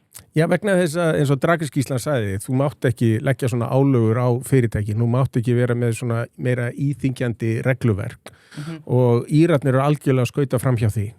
Fyrir að passa sig að detta ekki onni í þann pitt sem sérstaklega frakkar og þjóðverar og hollendingar stigu beint onni. Hann líkir ESB-sinu við gömlu kommana og kallaði það Sovjet-Ísland óskalandið, sammála því? Já, sko, það er ekki tilviljun þess að ég kalla kommissarar, held ég. En það er svona yfirmennirnir hana og það er alveg rétt að fyrst var þetta bara kol- og stálbandalagið og svo verður til efnahagsbandalagið sem er meira svona fríverslunarbandalagið og svo koma svona afdangaðir sósíalistar hérna og þaðan, fara á Fraklandi og Spáni og Belgíu og annar staðar og reyna að búa til draumaríkið þarna og þess vegna er búið að búa til svo mikið skrifræði spák og það er magnað, ég veit ekki hvort það hefur eitthvað verið í Brussel, ég held að það sé ekki búin að vera borgarstjórn í Brussel í 4 ár og það er eiginlega enginn sem heyrði ruslið, þetta er höfuborg Evrópusambandsins, það er allt í steikan. Já, mér leiði vel annað sko. En já, er einhver svona Potemkin tjöld sem eru með, einhver svona falleg skrifstofubygging sem út leitur inn í. Ég var bara í mínum fílabeinsturni. Já, akkurat. En heldur að þarna, svo fengum við Þorstein Pálsson fljótlega eftir þetta sem var endar í alvörinni, algjör tilviljun, það er röðu svona saman, hann benti náttúrulega á, eins og þú segir Írland sé nú nær Reykjavík en Oslo og sé Evrópusambandinu, heldur að Ólafur hafi viljandi gleymt Írlandi Ég ætla ekki að ætla nú það. Nei. En ég fannst það einstaklega svona, hvað getur maður sagt, samfærandi. Hann hefur mikið samfæringakraft. Hann talaði hrað og upplaup í utanríkismálum og var þá mögulega að skjóta á utanríkisráðherra sem er okkur ein besta handboltakona séð að versta sem menn geta gert. Sammála því? Ég er sammála nú með að það þarf að vera fyrirsjáanleiki. Þegar við erum svona lítið land en getur samt gert eins og að nefndi fríverslunarsamninga við stærstu lönd heims og fáum þá sæti við borðið. Við getum talað við Módri, við forsætisráðherra Indlands, við getum talað við Trump. Ef að við værum bara hluti af Evrópusambandinu sem Ísland, þá væri okkur aldrei boðið á þessa fundi. Við myndum missa sæti okkar við heimsborðið og skipta á því til þess að fá eitthvað sæti í Brussel. Sem eru afskaplega slæmskipti. Já, takk. Takk. Við ætlum að færa okkur yfir í sín og umæli Herdísar. Þetta er svona skemmti þáttur. Það er nokkuð mál sem við verðum að taka. Herdís var auðvitað hjá okkur á dögunum, forstjóri sínar og þar sagði hún að vandræði sínar hafist í kjölfar kaupan á 365 miðlum árið 2017 þegar þú varst þá stjórnarformaður. Sko, er sagan rétt sögð? Nei. Og hvað á ég að byrja? Þetta er þinn þáttur, gerðu svo Þetta er allt bara vitleysa. Mér finnst það alveg kostuleg söguskýring. Vegna þess að ég keypti hlutabréf í Vodafone sem þetta hét þá 2013 og var í stjórn og eitthvað en ég var ekki að stýra fyrirtækinu, ég var ekki forstjóri, ég bjó ekki til áætlanir, ég sá ekki daglegan rekstur. En ég kem að inn 2019, þannig að það er kannski hægt að tala mína þáttöku síðan þess og og þá það þannig að hún var að gagnrýna við selt starfsemi í Færeyjum. Jú, það var vegna þess að Færeyingar voru að segja upp Hoyvík-samkomulaginu sem fríverslunarsamningurum við Færeyjar og Samherji tók sér til og seldi útgerð sem þeir áttu þarna. Við seldum símfyrirtæki sem við áttum þarna, fengum mjög fínt verð og það verð hefði ekkert hækkað, væri ekkert hærri í dag og nýttum peningin í að greiða niður skuldir. Síðan seldu við turna, sem sagt, óvirka innviði og greiddu niður skuldir og það var verðmiðin á turnunum hefur að kaupa þann business á okkur á 23,5 sinnum EBITDA minni mig og fyrirtækið mann rétt var metið á markaði á 6 sinnum EBITDA. Ég veit ekki neitt sem geti talið slíkt vera vond viðskipti. Nei. Hún talaði svo sömulega um einhverja leiguskuldbendingar inn í þessum sölum og annað. Já, en ég meina leiguskuldbendingar eru þannig að þær kom inn með sérstökum uppgjörstaðli fyrir 16. Það sem Síminn gerði, þeir gerðu langtíma leigusamninga við Mílu áður en þessi staðall og settur inn. Þess vegna þetta ekki í bókaldinu hjá Mílu og Símanum. Eftir að þeir skiptis upp að þá bara var ekki neitt til annað sko. Að þau búið að gera samningan áður en að Míla var selt og þá spyr ég mig sko, skuldar Síminn þetta ekki en Sín skuldar þetta. Eða skuldar hvorugur þetta eða hvað þetta og ef þú spyrir einhvern, ég meina auðvitað þetta takk inn í leigurskuldbindingar og skiptir miklu máli, það skiptir mestu máli á hvaða vöxtum þessar leigurskuldbindingar og það eru miklu hagstæðir í vöxtum heldur fást á bankamarkaði það er mjög hagkvæm fjármögnun. Þú sem viljast tala með okkur og Hagnar þegar þú varst að fara 100 milljónir á mánuði, hún segir 75 milljónir, látum það líka með til hluta sko það sem mér fannst áhugavert sem það sem ég fannst áhugavert sem kom fram hún að tapa 100 milljónir, nei fyrir ekki hún að tapa 75 milljónir á mánuði hún talaði að þessi hagnaður þegar þú ferð 100 milljónir á mánuði 75 milljónir á mánuði, þetta hafi verið óvenjulega aðstæður og við erum að fara í þessar IoT-tekjur var þetta óvenjulega gott þegar þú ert að fara þetta? Nei, alls ekki, við ættum vona því að gengi 150, 2-3 árum setna, ég seldi á genginu 64. Gengi hækkaði eftir ég seldi. Það voru eignir sem tengjast þessum IoT-tekjum sem nýjir eigendur færðu upp. Hlutabréf í kontrollant og hitt og þetta. Þannig að ég get ekki séð að ég hafi verið að ofspá einu sko. Nei. IoT-tekjunar fara úr 1,6 milljörðum í undir 300 milljónir króna. Þetta ansi stórar tölur. Ég vistu það. Ég hætti afskiptum að þessu fyrirtæki fyrir, hvað komið 4 ár síðan. Og þegar ég fór að þá héldu menn þessi tekjur jafnvel 3 milljarðar. Já. Þannig að þú gefur ekki mikið fyrir þetta viðtal. Nei, ég bara skil ekkert í þessu. Ok, við horfum þá bara, fæði að setja það bara sínar glerun hérna, náttúrulega síðan kom síðast, þá var búið að tilkynna það, þeir að selja fjölmiðlahluta sinn til Símans, við nú rætt þetta við áður, nú þetta staðfest eða samkeppniseftirlitið eftir að samþykkja þetta og díllinn ennþá í gangi, áralegakannir og annað. Hvernig líst þér á þetta? Já, ég held að við höfum rætt þetta áður. Ég held að fjölmiðlarnir verði bara ágættir hérna hjá Símanum. Já. Bylgjan og Vísir eru náttúrulega gríðarlega sterkir fjölmiðlar eða útvarpssviðið sem heildsinn og Vísir og tengt sko, já.is og annað hann í kring. Þetta er mjög sterkt og með gríða mikla tekjur og mikla framlegð. Já, sko, ef ég maður rétt þegar ég talaði við hana, þetta 5 milljarðar að velta af ykkur 23 milljörðum með eitthvað, þú veist, margir tala eins og Sín verið þá bara einhverju mýflugmynd eftir þetta, en gjör breyti fyrirtækin. Það verður náttúrulega næstæsta símfyrirtæki landsins verður þarna þá. Já. Og svo enski boltinn og hitt og þetta. Já, gott. Við ætlum að færa okkur yfir í... Og náttúrulega langbesta íþróttaumfjöllun á Íslandi sem á Sín Sport. Langbesta. Var erfitt fyrir að hlusta þetta viðtal? Nei, ég bara skildi ekkert í því. Nei. Ég var bara svo hissa. Já. En það er bara stundum ágætt að vera hissa. Já. Íslandsbanki Skagi.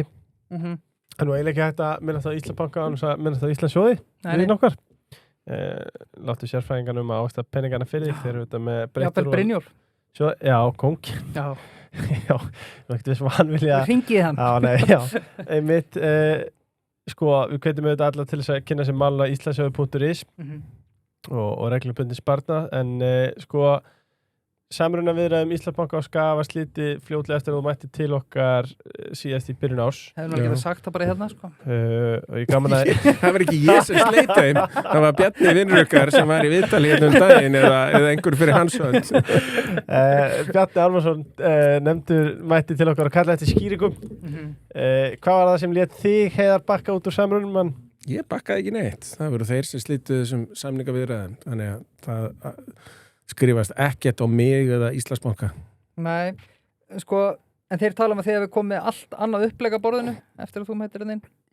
Við komum með upplegg vegna þess að Seðlabankinn breyti, sko, það var algjör forsendu breyting hjá þeim að þeir ætlaði að leggja sér gjöld eða sér eigifjár kröfur á banka eða fjármálafyrirtæki sem ættu tryggingafélag. Og það var alls ekki inn í upprunalega skjalinu, skilmála skjalinu. Það var ekki búið undirrita neitt samruna samning, það var ekki samningur, það var bara eitthvað skilmála skjal sem svona helstu skilmálar viðskiptina og inn í því skjali var líka, eins og ég nefndi áðan, þyrfti að fara fram áreiðleikakönnun og í þessu tilfelli þyrfti líka að fá samþykki hluthafa og ég alveg viss það að hluthafar hefði aldrei samþykkt óbreytt viðskipt út frá þessu skilmála skjali, þannig að við vildum alveg bara ræða breytingar á því og láta þetta gangi í gegn en þeir ákveða að slíta viðræðanum og þar við satt. Aðrir nýju vinir, Bauhaus, sem að hafa reynda verið vinir mínir eiginlega... Þú ert svo græna fingur, þú dúlur að kíkja þarna við þegar þeim bara sjá úrvalið. Já, ég meina þeir eru með eitthvað 50.000 fermetra þarna í... Það er geðveikt að koma upp á lærin, sko. Já, þarna í Grafarholtinu, en það er tilkynning. Frýr flutningur fyrir alla Chess After Dark aðdáendur með kóðunum DARK, D-A-R-K, sem gildir út í júní 2026. Þá fáum við frían flutning, kæri vinnir. Fáum alla vöru sendar heim til ykkar. En ég hvet engan til þess að nýta sér kóðan, heldur mæta bara upp í verslun og sjá þetta. Já, það er bara bæðið betra. Jú, þú getur mætt og látið senda þetta svo sem, sko. En alltaf gera það ferðið upp eftir. Reynda, já, gera það ferðið upp eftir og svo bara panta þetta á netinu. Já, það er þetta kannski sniðugt. Þarf ekki að bera þetta sjálf út í bíl. Rétt. Eitt mesta úrval landsins með 120.000 vörur og vefverslun með 25.000 vörum. Bauhaus. Kíktu inn á bauhaus.is. Payday, sko ég hef mikið talað launaversluna. Ég verði eiginlega komin á Payday af því að ég notaði Payday síðast í dag og ég var að veltaði fyrir mér af því að nú er maður komin í alls konar rekstur og mér langaði að stofna annar rekstur á sama netfang. Einmitt. Og ég byrjaði eitthvað eins og maður gerir að skoða hvernig maður spurt og svara hjá fyrirtækjum. Einmitt. Herðu, nei, fór ég á vefspjallið og bara mynd af öllum miðstörum, bara Bjössa og félögum, bara, engar ágjur, þið eru bara venjulega að svara innan mínútunar. Og ég sendi fyrirspurn bara hvernig græði þetta og býst bara, já, ég fæ eitthvað á morgun, þetta er bara eitthvað svona generist dæmi, þú veist, það eru 4 starfsmenn að vinna þarna við flottustu veflaust landsins, það er ekki sens að ég geti svarað netspjallinu líka á þessum hraða, sko. Herðu, ég er ekki að grínast, það voru ekki 60 sekúndur liðnar þegar ég fekk bara óafinnlegt svar og að sjálfsögðu var alltaf ekkert mál að stofna annan rekstur á sama netfang. Þetta var chatbotið, ekki? Ég elska Payday. Nei. Þetta var persónuleg þjónusta. Já, Guðmundur bara græði þetta. Wow. Guðmundur græði þetta nú leitt. Já, Guðmundur græði þetta. Payday og líka, en þú veist, venjulega farið kannski bara Jónas á netspjallunni hefur tengst. Nei, það var bara fullt nafn og mynd á hann, skilur. Þeir eru tanni að bakka þetta. Já, hann ætlaði ekki að klikka á þessu. Nei. Þú Bjarni óskaði eftir svöru frá stjórn, talaði að 5 af þessum 7 aðalur sem eru í stjórn hafi verið í stjórninni sem samþykti þetta skilmálaskjal. Auðvitað eitt gott vælkartað inn sem heitir Heiðar Guðjónsson og hann talaði berið sér 5 stjórnarmenninga ábyrgð. Býtu, á hann hlutabréf í Íslandsbanka eða? Nei, bera ábyrgð gagnvart þeim sem er hluthafi í Íslandsbanka. Þið ber enga ábyrgð gagnvart einhverjum aðila sem er hluthafi í Skaga. Nei. Þannig að ég skilji þetta ekki. Já, ég held að einu við það gagnvart hluthöfunum sínum í Íslandsbanka að þeir hafi skipt skoðun hann í... Já, en ef þú ert búin að undirrita eitthvað sem er ekki eins og samningur, sem er eitthvað minnisblað, hvernig hugsanlegur samningur getur litið út. Þá ert ekki bundin að einu. Nei. Fyrir hvað þarftu þá að svara? Ég tala ekki ef að mótaðilin síðan slítur samtalinu. Sko í þessu uppfarða, þegar þið farið svo, þegar þú mætið til leiks og þið farið að kynna einhverjum að díl og komið með uppfært upplegg. Hvort er það vermiðin sem þú varst ekki hrifin af eða bara strategían að baka kaupin? Nei, það voru bara breytta forsendur og það þurftu bara að uppfæra viðskiptin með við breytta forsendur. Já. Kemur til greina síðar að skoða kaupa á Skaga? Það kemur allt til greina. og færa okkur í Íslandsbanka almennt. Nema að sameina Icelandair og Íslandsbanka. Og ráða alla flugmenn í starf. Og færa allt til Möltu. Gervigreind sko og fækkun starfsfólk. Er Íslandsbanki að fara að vera leiðandi á sviði gervigreindar? Ég tel að við séum mjög framalega þar, með þess að í norrænum og alþjóðlegum samanburði. Þannig að við erum náttúrulega aldrei að fara að ryðja brautina bara alþjóðlega, en hérna á okkar svæði þá erum við mjög framalega og í kringum svona nágranna svæðin þá erum við framalega, þannig að við ætlum að reyna að halda okkur þar. Þið dýðu nú tannunni ykkar í tilkynntum daginn uppsagnir 50 manns og þá að vitnaði gervigreind og margir fóru, já, við ætlum að tala aðeins betur gervigreind á eftir, en þetta er framtíðin. Já, en sko við höldum að þetta sé framtíðin. Við sjáum alveg gríðarlega framleiðni aukningu hjá þeim sem ná að hagnýta sér gervigreind. Þá getum við bætt þjónustuna við viðskiptavinni mjög mikið og við getum einfaldað innra verklag og það er náttúrulega einhver svona sjálfvirkni leið eða sjálfvirkni braut sem sko bara allir í fjármálakerfinu hafa verið á. Hér áður fyrr þá voru menn að gefa út pappírsávísanir og pappírsvíxla og það var pappírsbókald út allt og handavinnan í kringu það var gríðarleg. En sem betur fyrir með aukinni sjálfvirkni að þá er hægt að láta tölvurnar sjá svolítið meira svona handavinnu og það er þá meira skapandi störf sem opnast fyrir þá sem er að vinna í þessu. Og það er þá fyrst og fremst að þjónusta viðskiptavinnin betur. Já. Hvernig hafa svona fyrstu 6 mánuðirnir byrjaði starfi stjórnarformanns? Ég bara geng svona auðmjúkur inn í þetta starf og er bara mjög ánægður með hvernig mér hefur verið tekið hjá Íslandsbanka. Það er allir bara báðnir og búnir að skoða hluti og keppa því að vera í fremstu röð og við ætlum okkur auðvitað að vera með ánægðustu viðskiptavinnina og gera mest fyrir þá. Þannig að það er bara það sem við erum að keppa af en svona, þetta eru 750 starfsmenn það bil sem vinna þarna, þetta gerist ekki við nótt en það er búið að marka stefnu og við finnum strax að starfsmenn eru ánægðari, viðskiptavinir ánægðari, þessi nýja vildaþjónusta sem fór í lofti núna í apríl að hún er algjörlega slegið í gegn og það er svona bara margt sem vinnur með okkur. Þannig að það er mjög gaman að taka þátt í þessu. Já, spennandi. Já, þetta er spennandi. Mjög. Glæsileg auglýsing herferð líka.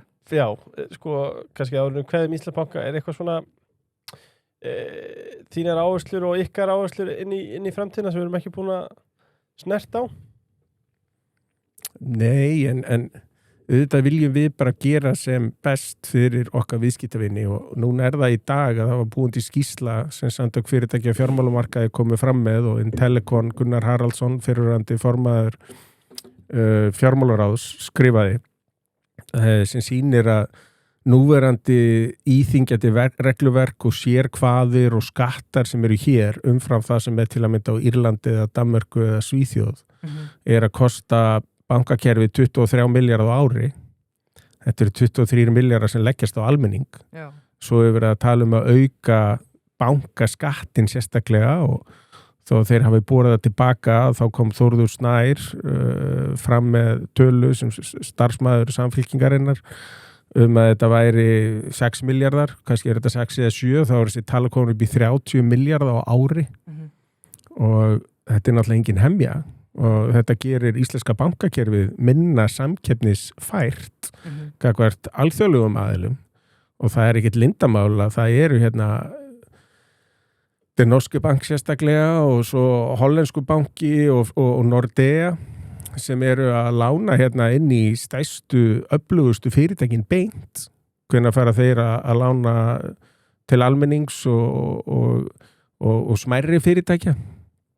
Já, ef að á að hefta íslenska bankakerfi svona mikið að þá er ekkert langt í að það gerist og þá eins og ég nefndi áðan þá fer bara skattstofnin úr landi og þá fara störfin líka að miklu leyti úr landi. Sko, maður veltir líka fyrir sig, þetta fólk lítur átt að segja á því að þú hækkar bankaskatt að það skila sig bara í... aukinni verðbólgu og líka í vasa neytenda. Svo í því að þetta dregur bara úr mátt almennings og gerir lífið í fjármálaráðuneytinu aðeins auðveldara en lífið hjá öllum almenningi erfiðara og lífið í reksturinn í fjármálakerfinu miklu erfiðari. En gæti ég ekki bara gert eins og við erum búin að snillingar ríkisstjórninni sett verðlags eftirlit, þannig að við setjum aukinn bankaskatt en þið með ekki setja það í verðlagi. Þeir reyndu það í Argentínu, búin að vera að dunda sér við það í svona 60 ár og algjörlega búin að rústa landinu. Já. Argentína gerði reyndar eitt nett. Það held ég skemmtilegasta myndband sem ég sé, það sem að teku bara voru ekki ráðuneytin og bara hendur þeim í rustin skilur bara eftir ykkur fjör geðveikt myndband ég hvet samfylkinguna til þess að skoða það muni skoða það en hann, ég ferðast til Argentínu nokkur sinnum og var hérna síðast í Buenos Aires 2023 24 og fór líka hérna suður eftir hérna til Patagoníu og þar og lífskjör, sem sagt Argentína kringum 1930-40 var með sambærileg lífskjör á við Frakkland eða Bretland. Svo þarna 70-80 árum setna þá eru lífskjörin orðin svona 1/10 og þetta af því að það voru stjórnlyndir aðilar, peronistar sem var verkalýðshreyfingin og svona vinstri sinnaðir stjórnlyndir aðilar sem kom inn og ætlaði að fara að handstýra hagkerfinu. Og það mistóst svona hrapalega. En svo kemur Milei og að reyna að breyta þessu. Þetta búið að vera ömurleg svona stjórnun svona lengi að það tekur tíma. En honum virðist vera að takast þetta. Já, það er gaman að sjá. Við ætlum að færa okkur í sjálfstæðisflokkinn. Sko, hann vann auðvitað stórsigur í sveitarstjórnarkosningunum og að mælast með 23% fylgi á landsvísu. Ég held að með sanni segja að hann sé komið með einhvern vind í seglin. Er hægri bylgja í landinu? Já, og það er náttúrulega þannig að vinstri menn kunni ekkit að fara með fjármál. Þannig að þegar menn þurfa að fara að hugsa budduna þá þýðir ekkit að vera að gæla við það að kjósa til vinstri. Nei. Og þessi vókismi og þessi ofsafengna sem þeir kölluðu umhverfisvernd sem var ekkit annað en andkapitalísk úrræði til að skattleggja frekar atvinnulífið í nafni umhverfis eða loftslags eða einhvers álíka að reikningurinn út af allir þessari vitleysu er bara komið fram og almenningur vill ekkit borga þennan reikning þau sjá ekki hvernig þetta einhvern veginn bætir loftslagið eða umhverfið að vera greiðana reikning og vilja ekki leggja til fjármagnið. Sko, eitt sem við finnst áhugavert að því að mér langar að spyrja hvort að ESB umræðan sé að hafa áhrif og jafnvel stigmagna þessa hægri sveiflu en sko, ESB, er það hægri eða vinstramál? Í Noregi eru hægri flokkandir að tala fyrir því? Sko, ESB er svona teknokrata, þannig að það er svona vinstra megin við miðju, einhverjir kalla sig kannski miðjumenn þó þið séu fylgjandi Evrópusambandinu, en Evrópusambandið er að verða vinstri sinnaðara og vinstri sinnaðara með hverjum deginu sem líður. Við höfum að tala um að þetta verði sambandsríki Evrópu, alveg eins og bandaríki í Norður Ameríku og verði þetta bandaríki Evrópu. Það verði bara eitt land. Já, verði sameiginleg ábyrgð á skuldbindingum, verði einn her og guð mig vita hvað. Og ég ætti að sjá franska hermenn berjast fyrir, segjum, Póllandi eða búlgarska hermenn berjast fyrir Svíum eða eitthvað álíka, sko. Þannig að þetta er algjörlega fráleitt að ætla að taka þetta svona langt. Hvernig líst þér á nýjan meirihluta í borginni? Þeir vilja sjá Hildi halla sig frekar að miðflokknum? Ég persónulega hefði viljað það, já. Ég skil alveg og hún gerir þetta svona. En ég bara vona að þetta gangi vel hjá henni. En það er líka ágætt að ef að Viðreisn eða Framsókn fyrir að ókýrast að þá veit hún að hún hefur alltaf miðflokkinn hérna með sér. Já. Og mér fannst ekkit sniðugt það sem Viðreisn var að gera að bara neita því að vinna með miðflokknum. Ótrúlegt. Ég skil ekki svona lýðræði. Nei. Og eiginlega leiðilt og kemst í valda þannig, sko. Já. Með útilokunaraförum. Guðrún Hafsteinsdóttir sigurvegari þessar kosninga? Nei, en hægri mennskan sigurvegari þessara kosninga og ég í Sjálfstæðisflokknum og styð Sjálfstæðisflokkin en ég bara mjög sáttur við miðflokkin og ég líka sáttur við að kjósendur eru farnir að vera meira ábyrgir í hvernig þeir greiða sín atkvæði og kjósa svolítið meira með veskinu heldur en eins og einhverju kalla hjartanu, eins og mér vinstir með þykjast hugsa með hjartanu, ég skil ekki hvernig það er hægt. Tala þá með rassinu vantarlega. En þetta svona, hvað þetta varðar, þetta snýr ekki bara að Sjálfstæðisflokknum, þetta snýr bara því, eru svona borgarileg gildi að koma aftur inn, er svona skynsemis hyggja að koma aftur inn. En þetta ekki, þú ert aðeins eldri en við, bara aðeins, sko, þetta vinstri stjórn farið aldrei 2 kjörtímabila því fólk bara fattar þetta, er það ekki? Já, þeir eru búin að rústa fjárhagnum yfirleitt. Og fólk hugsa með veskinu, hugsa bara, ég get ekki látið þetta. Við höfum bara ekki efna á þessu. Vinstri mennska er svolítið svona luxus vandamál. Hérna, það gengur svo vel, þetta er velmöguna sjúkdómur og þá förum við að halda við einhvern gert og lyfta okkur þetta. En við bara getum það ekki. Er eitthvað dæmi afsækja þess að upplýsa minna fáfræði góð lönd sem eru með vinstri sem alltaf við stjórn? Nei. Svíþjóð? Nei. Svíþjóð reyndar sko Göran Persson og félagar eins og ég nefnd hérna í þáttum hjá okkur þegar þeir fóru að vindóna velfarakerfinu og fekk íhaldsflokkurinn í Svíþjóð móturótana, það fengi aldrei umboði til þess að gera breytingar, þannig að það dæmdist á Göran Persson og félaga að vindóna þessu og þá voru þeir búin að reka kerfi í þrótt skattheimta, ég nefndi nú líka við eitthvað dæmið af Astrid Lindgren sem ef ég mann rétt 81 borgaði 105% tekjuskatt og borgaði meiri skatt heldur hún aflaði í tekjur og hún sem aldrei skipt sér af stjórnmálum skrifaði grein hérna í eitt af sænsku blöðunum og sagði betur hvert eru veila komin og þá það sem Göran Persson og félagar gerðu var að þeir tóku veikindadaga af opinberu starfsmönnum almennt á kjaramarkaði það var samið lækkun launa og líka hjá opinberu starfsmönnum vinnuskylda aukin og þeir bara þurftu að gera þetta vegna þess að það var bankakrísa þarna á sama tíma fjármála og ríkiskrísa, sænska krónan var á mjög erfiðum stað og það í þessu árferði sem þeir ákveða að gangi í Evrópusambandið. Þeir héldu að það var einhver lausn og ég ekkert vissur að þeir séu ánægði með það í dag. Það hefur verið betur settir bara sjálfstæðir algjörlega fyrir utan það. Já. Ef að Hildur Björns er að hlusta á hana þátt, ég veit allavega að maðurinn að hlusta á hana þátt, hvað myndir þú segja, hvað á sjálfstæðarflokkurinn að gera í Reykjavík, svona fyrstu 100 dagana? Hvernig ná að laga þetta? Já, mér líst nú vel á það að ná böndum á orkuveituna og selja ljósleiðarann og Carbfix og þessi gælu verkefni sem þarna, en síðan þarf bara borgin að einbeita sér að sko skildu hlutverkum. Það eru svona lögbundin hlutverk sveitafélaga, það sem þau eiga samkvæmt lögum að gera, sjá fólki fyrir skólum, leikskólum, öruggum samgöngum og samgöngum mannvirkjum sem í lagi, hita og rafmagni.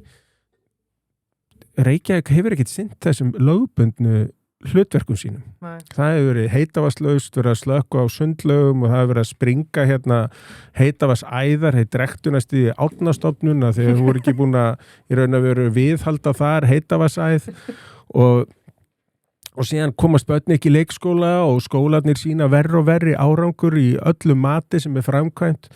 Þau fara í einhverjar fráleitar byggingar að byggja leikskóla fyrir 4 milljarða sem reynist síðan ónótæfur og þetta er algjörlega ævintýraleg vitleysa, þetta er allt einhver svona gæluverkefni, þannig að þau þurfa bara að losa sig af allt þetta fólk sem í þessum gæluverkefni og fá fólk þarna innandyra til að einbeita sér að lögbundnum hlutverkum. Það er ekki að vera með mannréttindaráð.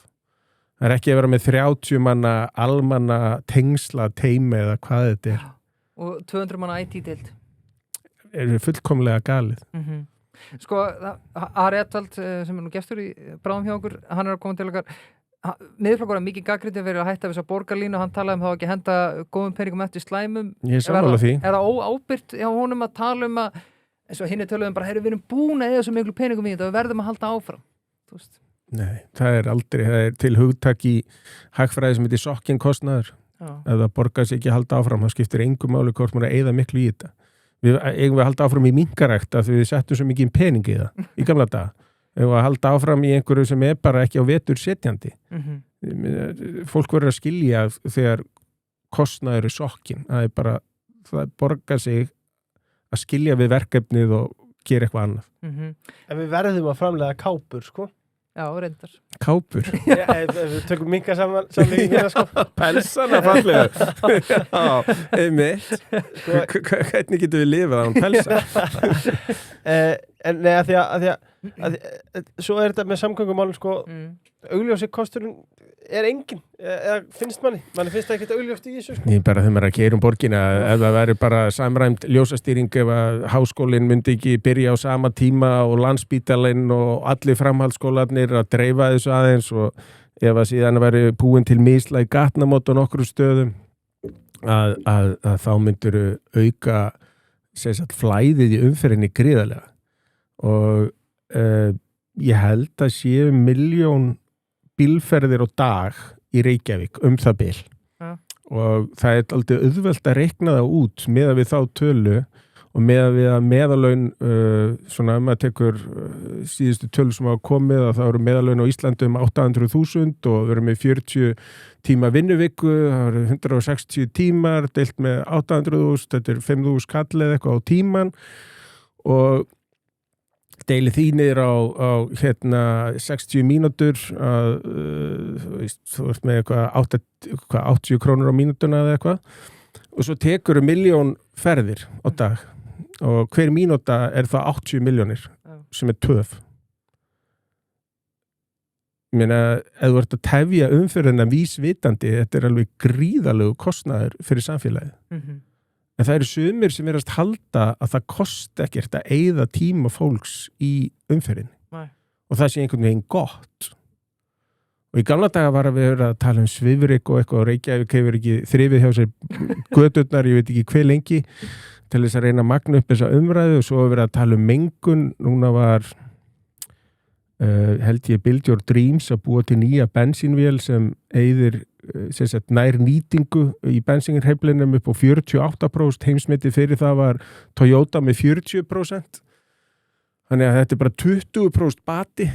Það eitt nett fyrirtæki. Og við erum að fara að ná miklu betri nýtingu og meiri framþróun og ég tala ekki sjálfkeyrandi bíla og annað sem á næsta leiti. Ég var í London daginn og þar sá ég svona Waymo leigubíla vera að keyra og í Bandaríkjunum verður það náttúrulega komið lengra og það Tesla farið að keyra en við erum að tala þessa 19. aldar lausn sem einhver hálfgerð lest.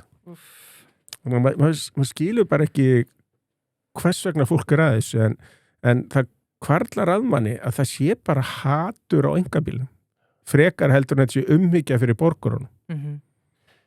Þetta reyndar eins og svo ofta bara geðveikur punktur hjá Heiðari, sko. Maður líka hræddur að tala 100 milljónir þetta kosti 200 sem þetta endur örugglega í með hvernig Brákaborg var allavega. Maður hugsaður þegar þetta kemur loksins fram, þá hugsa maður ekki eittuð öllum þessu peningi í þetta. Maður svona hræddur það. Nei, ég meina sjáðu, Landspítalinn átti að kosta 70 milljóra. Ég meina, þeir hættir að tala eftir að komin yfir 250 og hættir að tala hver kostnaðar á öllin uppfærða sko. Já, og líka kannski að ráðast í allar sem framkvæmdi núna út frá núverandi tækni, sko, þegar þetta mun mögulega leysast bara á annan hátt við sáum fyrir. Það alltaf verið að tala einkabílinn, eins og segir með Waymo og síðan Tesluna og annað, mögulega verður þetta ekkert einkabíl, þó að heldur bara sambíl. Já, þetta óþolandi. Já, það þarf ekki að vera að hugsa bílastæði. Þessi bílar eru bara á ferðinni og þetta jafnar allt álag og gerir allt miklu hagkvæmara. Þú þarft ekkert ímyndunarafli það eins og segir. Þetta bara komið á göturnar eins og til að mynda í Kaliforníu. Já, og í Texas og í Florida. Já. Af hverju líka þurfti þessi spítal að vera ákvör... Já, til að slúta þessu eða ríkisstjórnin ef við fáum nei 29. ágúst heldur að ríkisstjórnin falli? Það kemur alls ekki óvart vegna þess að hvað stendur þó eftir? Rosalega erfið staða í efnahagsmálum sem heimatilbúin og þá held ég að fólk hérna fyrir að benda hvert og annað og kenna hvert öðru Þannig að ég held að það geti alvorið. Já. En líklega freistandi að sitja á stólnum í 2 ára viðbót allavega, ekki vilja þetta. Jú, en ef öll spjót standa á þér, þá reynir að beina spjótunum eitthvað annað og fría því ábyrgð og bara vonar að koma nýja kosningar. Úr því að við erum að ræða breyta heimsmynd, þá að gera að fara þessi í gervigreindina. Sko, við sjáum kapphlaupi í dag, kannski stóra kapphlaupi milli Anthropic og OpenAI, en við sjáum líka til að mynda Meta sem að eðlilega að skila gríðarlegum hagnaði og vilja ekki treysta á utanaðkomandi gervigreind og þetta stóra kapphlaup líka, má ekki gleyma SpaceX og því útboði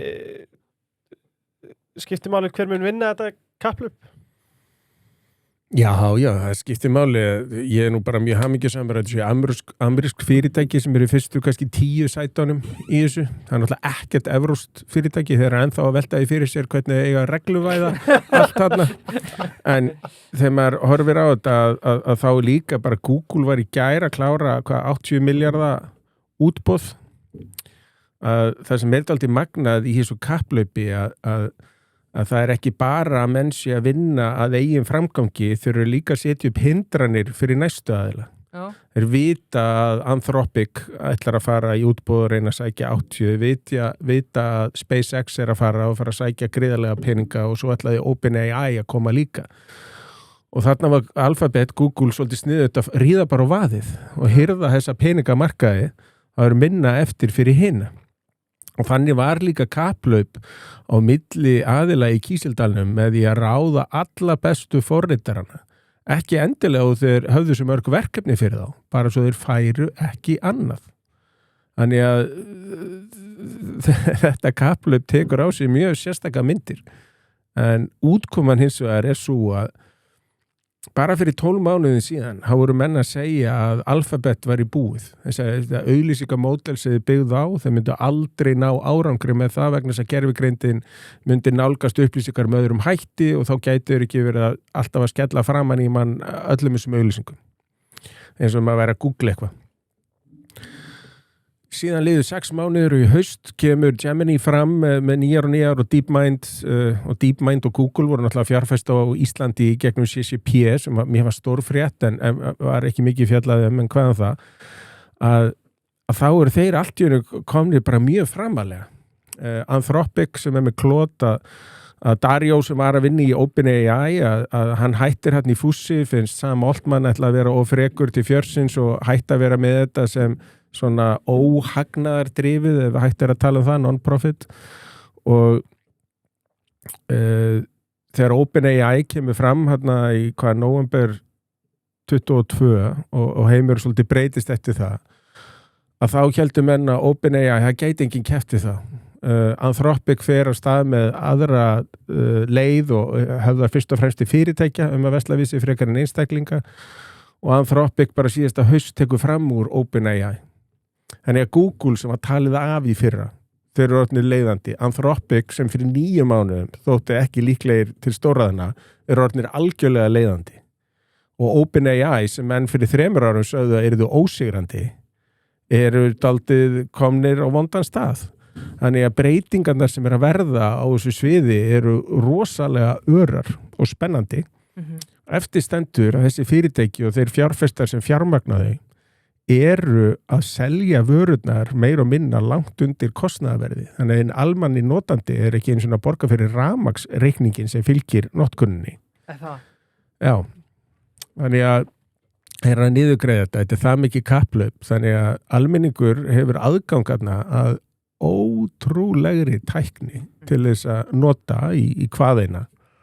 Og það er náttúrulega, þetta er dálítið magna að maður hugsa tækni heiminn að Elon Musk er ekkert með flottari síma heldur en þú og ég.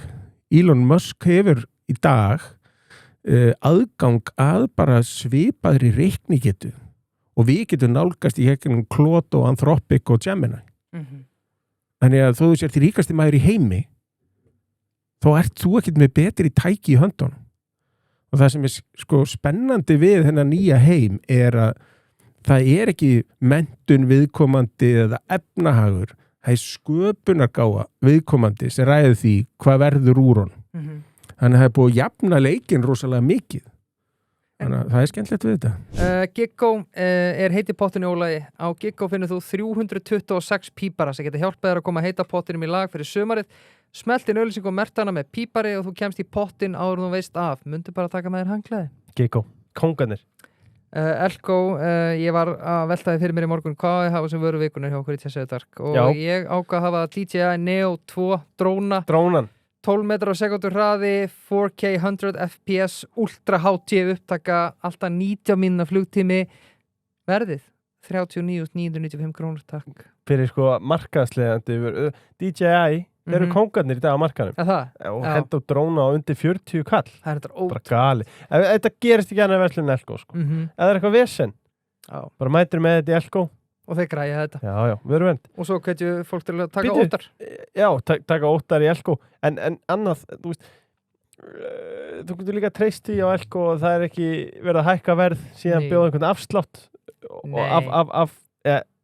af nýja verðinu heldur ertu alltaf með verðsöguna Sessor ég ætla bara að segja þetta ábyrgð Sessor fylgir verkefnum eftir að festu og tryggir að lausnina skilir raunverulegum og varalegurum umbótum þeir eru ekki eitt af þeim fyrirtækjum sem að selur eitthvað lausn og segja bara sayonara þeir fylgja þér alla leið og sjá til þess að allt séu upp á 10 ef það er ekki upp á 10 þá mæta Sessor og laga þetta þeir eru með þér frá A til U Ég held að Sessor sé gerðugindar lausnin og sá aðili að þetta eru umbróta tímar og þetta er eins og þetta er nýtt umhverfi og hérna, þú þarft einhvern aðila til að standa þétt upp að þér það eru Sessor menn Já, klálega, en er ekki mjög skemmtilegt sorry, gerðu svo Ég ætla bara að skjóta inn í sko, bara fyrir þá sem er ekki að leika sér eins og segir sko að þeir verða að borga svo mikið með þessu og eins og segir akkurat núna á þessum tímapunkti er leikvöldurinn en það mun ábyggilega breytast innan einhverja ára sko þegar einhver verður ofan á í þessari samkeppni Þetta hljóta að fara bara í dynamic pricing en í dag hefur aðgang eins og Heiðar segir að bara sömu tækni og Elon er með í símanum sínum 60.000 kall fyrir klót prófaðgang ég held þessi ekki hægt að finna betri fjárfestingu í heiminum þú deilir henni með 10 sko Þetta er bara spennandi og svo sá maður að páfinn, bandaríski páfinn í Róm hann hefur miklar ágjur af þessu og þá fór ég svona að spá í það hvernig hefur Páfagarður tekið í svona stórar breytingar Páfagarður hafa mjög uppsögað við iðnbyltinguna á sínum tíma Páfagarður er eiginlega á móti öllu þannig að, og svo er ekkert skrítið að vinstrimenn sé á móti þessu af því að þeir eru almennt á móti öllum breytingum og trúaði ekki að heimurinn geti batnað Ég er endur á móti þessu Nei, ég er ekki að fýblast í stóru myndinni að því að hvað gerist núna er ég bara sjálfur búin að væpkóta hitt og þetta án þess að ég hef nú tekið einhverja fórhundrunáfanga en ég hef ekki skrifað staklega lína kóða í þessum verkefnum og hvað gerist þegar fyrirtæki fækka starfsmönnum jafnt og þétt þangað til að við förum úr því að vera norðan við 1000 í einhverjum bönkum og erum núna komin niður í 700-800 og mun fækka umtalsvert en ef að framheldur sem horfir og bara áviðum þetta öll fyrirtæki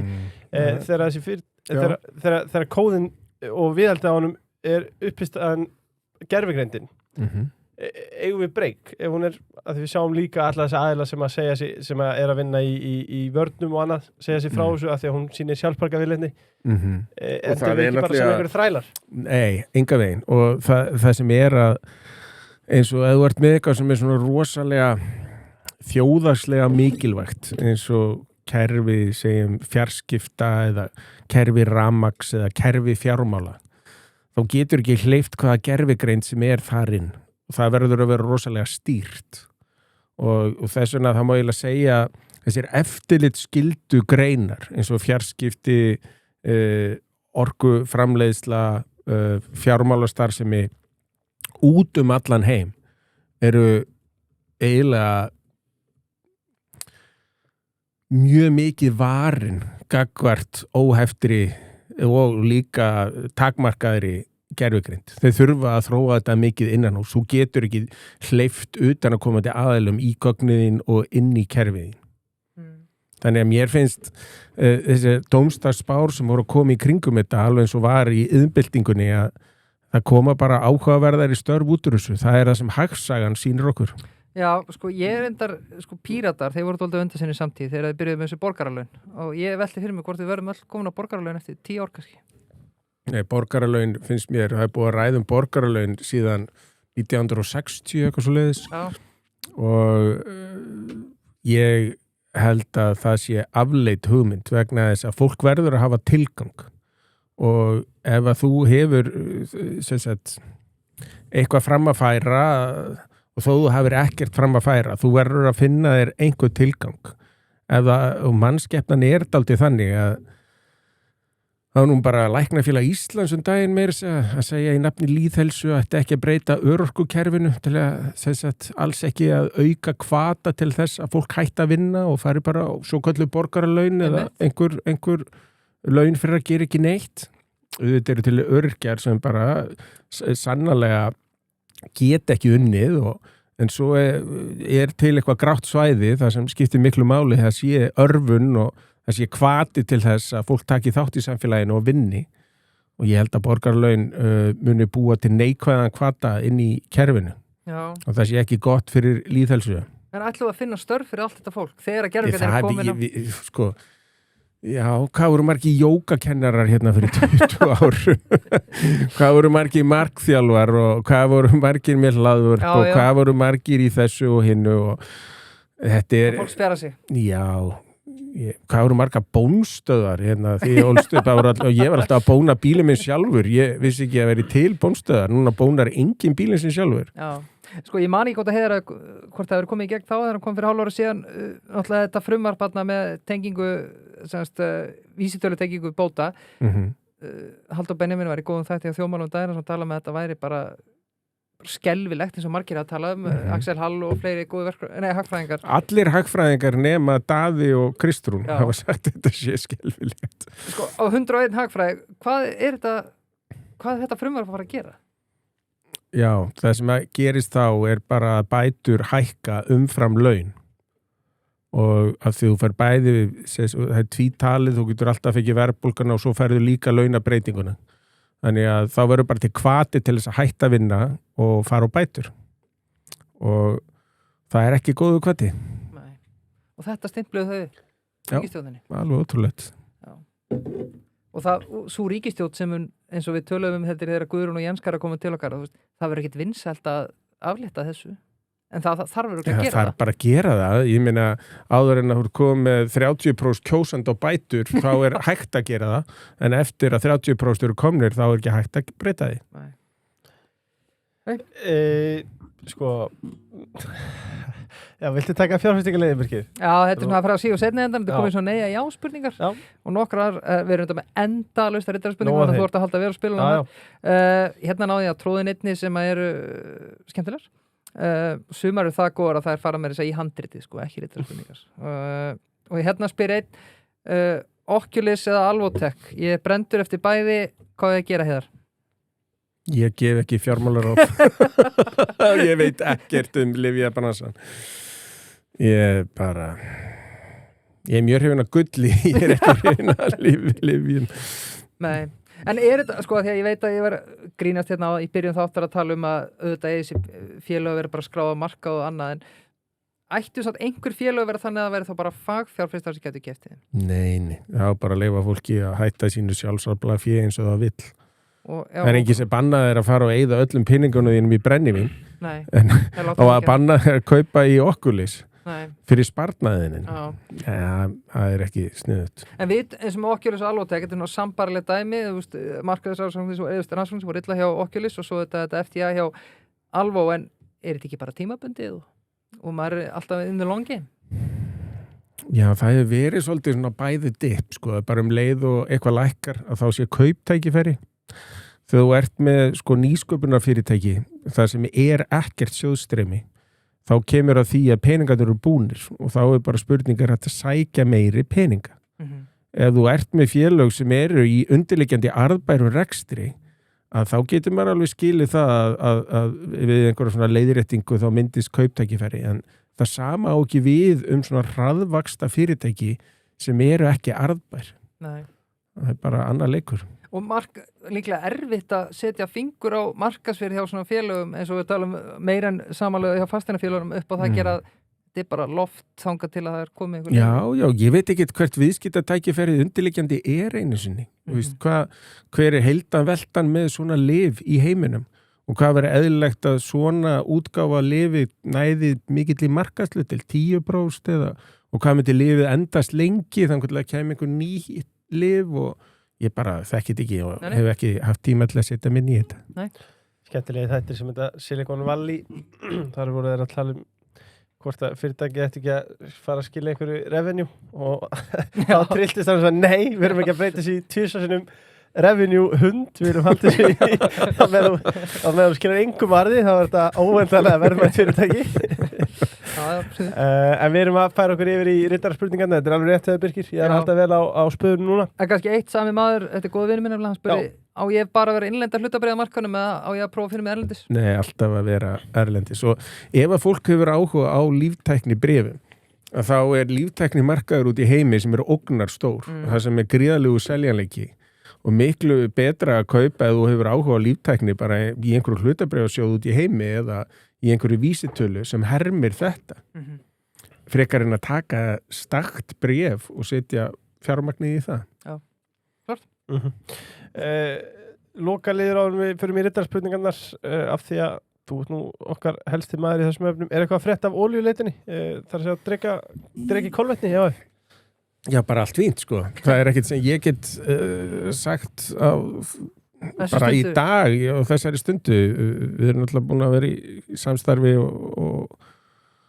og samvinnu við bara mörg stærstu olíufyrirtæki í heimi og erum bara að vinna áfram í því. Þetta kemur smá hyggst í þetta núna út af Persaflóa og stríðinu þar að það skiptir rosalega miklu máli að ná að auka framleiðsluna hratt en svo vona maður innilega og fjármálamarkaðir er að gefa það til kynna þetta blessaða Hormuzsund opni í sumar og þá er bandvítin aðeins meiri að horfa til 2-3-4 ára og þá er hægt að horfa til þess út frá þjóðaröryggi að það skiptir gríðarlega miklu máli að hafa aðgang á olíulindum í Atlantshafinu. Spyr sá sem ekki veit, en maður myndi halda að vera þá einmitt þörf fyrir að leita olíu annars staðar á meðan að loka það? Jú, það er það, en það er náttúrulega fyrirtækin, það er alls konar tækifæri á borðinu, eiga að kaupa önnur fyrirtæki sem eru bara nú þegar í starfsemi, hver eru afleitu áhrifin af þessu, eiga þau að útvíka eitthvað í hvaða löndum þau vinna, það er alls konar strategískar ákvarðanir sem þau þurfa að taka. Er samtalið virt við Jóhann Pál umhverfisráðherra? Nei, við höfum ekkert rætt við hann þetta og við ætlum ekki að ræða við hann fyrir en við erum komin bara með undirritaðan samning við mjög öflugan aðilar sem getur bara komið í heimsókn og bankað upp á. Já, spennandi. Það var góð spurning, Birkir, ég þorði ekki. Það er svona, já, maður er alltaf upplýsað frá fræði sér. Það komið að rittarspurningum í bland við almenni. Sko, einmitt, Andri og Heiðar meðal fjárfesta í kaupum stjórnendas á CCP sjáum hérna frétta á viðskiptablaðinu. Hvernig kom þetta til? Mjög spennandi. Já, ég heyrði fyrst að þessu síðasta haust svo að vera að ræða við aðilagi vetur að kaupa frá kórubúunum sem keyptu CCP á sínu tíma.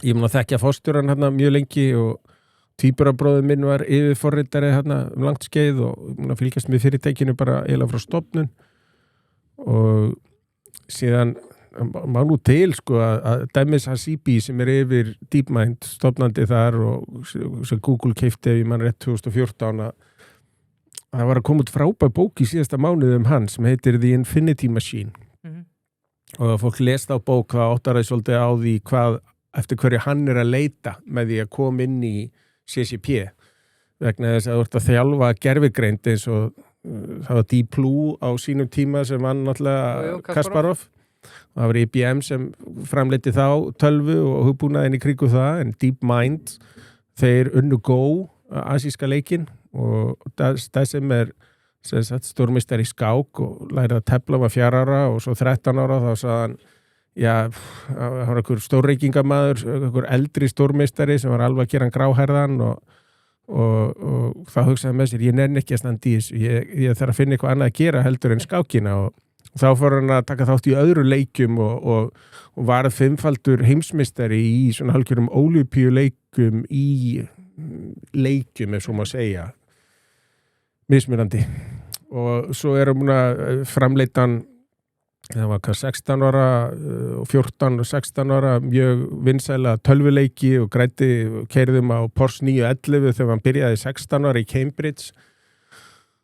Og nýkomum í bílprófi, komum við á rándýran bíl og gekk allt í hæginn en hann hefur alltaf verið að spila tölvuleiki með leið og hann hefur verið að hugsa manna og fekk Nóbelsverðlaunin í efnafræði 24 fyrir að geta greint öll prótein sem eru til í heiminum og búin til líkun í kringu það og ég held að sé fættur 76 eða eitthvað svona, en þessi bók mjög áhugaverð vegna sem hún lýsir svona hans lífslaupi og hvernig DeepMind, hvernig það virkar svolítið og í CCP þá eins og Hilmar Veigar stofnandi hefur lýst að þetta í raun og veru 400.000 manna samfélag, það sem allt skráð og það það bil 25 ára saga af svikum og sáttum og stríði og friði og alls konar ráðabruggi og hernaði og framleiðslu og allt þetta til á tölvutæki formi þannig að þetta bara eins og lítill heimur sem getur skingst inn í og öll samskiptin skráð og allt slíkt þannig að þetta náttúrulega mjög áhugavert fyrir þá sem að þróa leiki og þróa gervigreind til að búa til að ennþá öflugri leiki að taka þátt í þessu en svo eru þeir svona hvað getur maður sagt, mjög opnir með það sem þeir eru að gera, sko. Þeir eru alls ekki einhverjir kaupahjæðnar sem eru, svo margir vilja horfa á kapitalista, einhverja aðlar sem eru bara að reyna að skara elda eigin kökku og halda öllu fyrir sig. Þeir eru alveg til í að deila gleðinni með öðrum. Já.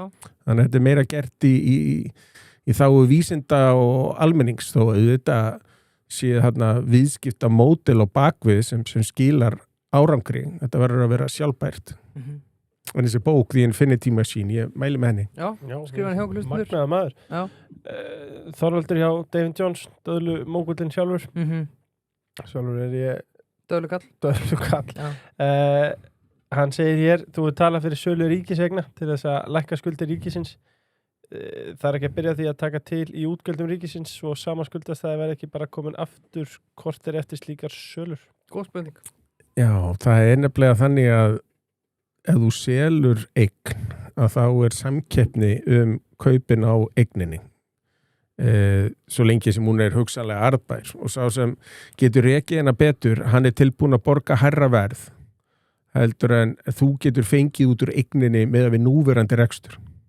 þannig að þú fær hærra verð heldur en ef þú hefur átt hana sjálfur pluss að þú getur borgað niður lán Þannig að með öðrum orðum þá minkar áhættuna, þú minkar lánin hjá þér, þú ert alltaf að greiða vexti lánum, en fyrirtæki græðastundum, tapastundum og svo framvegis og það kemur einhver sem getur rekið þig betur og gefið þér hluta af þeim framtíðar ágóða með því að í samkeppni vinna útboðið, þá ertu miklu betri settur og eftir. Þannig að hvað varðar, og þetta engin ný vísindi, Friðrik Sófusson hafði orð á þessu þegar hann hóf einkavæðingaferlið hérna 96 og sýndi fram á það að það alveg hægt að ná tökum á ríkisútgjöldunum og hann vildi sérstaklega nefna það þegar hann var að rifja þetta upp núna á viðskiptaþingi í febrúar að þú þarft svolítið sterk bein til að þess að viðhalda ríkisrekstrunum í plús þegar það gengur vel. En það náttúrulega bara hlutverk fjármálastjóra. Ef þú ert með fjármálastjóri í fyrirtæki sem ætlar að vera vinsælasti maðurinn í fyrirtækinu, fjármálastjóri að náttúrulega segja nei og velja bara albrýnustu verkefni. En veitu, í Reykjavíkurborg þá ætlum við að losa ljósleiðarann og Carbfix, hvað eigum við að losa í ríkiskassanum?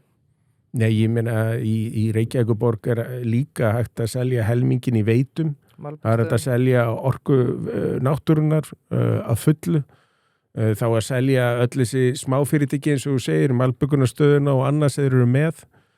Ríkið með 44 fyrirtæki sem var hægt að selja og einhver alveg á móti því að selja Landsvirkjun, ég vil selja hluta Landsvirkjun til lífeyrissjóða, ég vil selja Landsnet að fullu, ég vil selja Landsvirkjun, eiginlega allt bara sem byrjar á lands nei, svo hérna ég á að sjálfsögða að selja Isavia þá að selja Rarik þá að selja Orkubú Vestfjarða og þetta alveg fráleitt að ríkið sé að standa í samkeppnisrekstri í svona. Nær ríkið að tvinna bækurnar svona eins og Reykjavíkurborgar að gera með arðgreiðslu með Orkuveitinu og annað að flóknar... Þeir fá aldrei nógu mikinn arð úr fyrirtækinu miðað við hvað væri söluvirðið á markaði.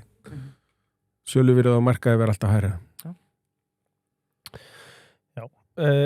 Þorvaldur og aðra hérna væri hægt að taka upp evrópskan dala á skömmum tíma og... Líka US dollar líklega? Já. US dollar og hvað myndi breytast við það? Já, það tekur mánuð að taka upp einhlega dollar og þá eins og skýrslan fyrir gegnum og þessi ráðstefna í dag að þá aukast utanríkisviðskiptin en ég ekki að segja að komi hérna bandaríski bankar daginn eftir, það gerist ekki en aðgangur að sem sagt dýpri fjármálamörkuðum, hann opnast bara mjög hratt þannig að Bandaríkin myndi alveg hjálpa okkur í þessu á sínu tíma þegar ég var að tala mest fyrir einhlega upptöku Kanadadollar hérna 2011 eitthvað svo leiðis og fórum við viðskiptasendinefnd til Kanada og við hittum David Dodge Mark Carney sem sko núna forsætisráðherra Kanada var eftirmaður og lærisveinn David Dodge og eftirmaður hans í Seðlabanka Kanada og David Dodge hann sem sagt sagði bara við eigum að hjálpa ykkur í þessu, það kostar okkur ekki neitt og í Kanada meira verið að ræða það að við eigum að taka upp dollarann og það eru bara gaman ef þið myndir nota Kanadadollarann líka því að Kanadadollarann í eðli sínu kannski líkari okkur, við framleiðum mikið af fiski, mikið af orku og svo framvegis þannig að hlutfallslega þeir miklu meira hráfuru land heldur en nokkuð tíma Bandaríkin. Á móti kemur að Bandaríkjadollar bara langstærsta mynt heims. Þannig að ef við fáum þetta fyrir ekki neitt frá Kanada, það er mjög sniðugt og fáum aðstoð frá þeim að efla tengslinn þar en annars bara ég vissum að Bandaríkjumenn verið líka boðnir og búnir að hjálpa okkur. Og þetta bara einn e-mail? Já, það bara að fara út með sendinefnd og tala við þá. Já.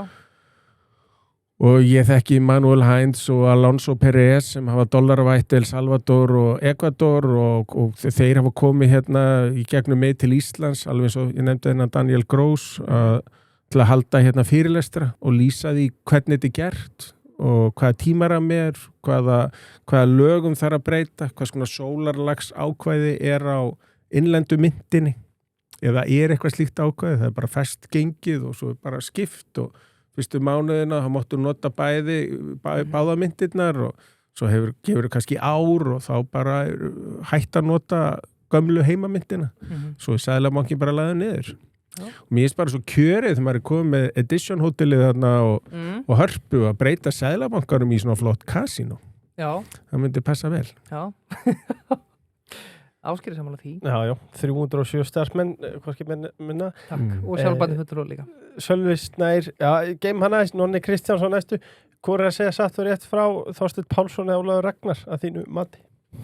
Já. Þú viðurkenndir og hlustar ekki Þorsteinn? Nei, en ég hef lesið mikið af hans kögunarhóli, það sem hann að skrifa en ég hlustaði því miður ekki á þáttinn en við höfum alls ekki að gangi í Evrópusambandið. Það bara afar vond hugmynd.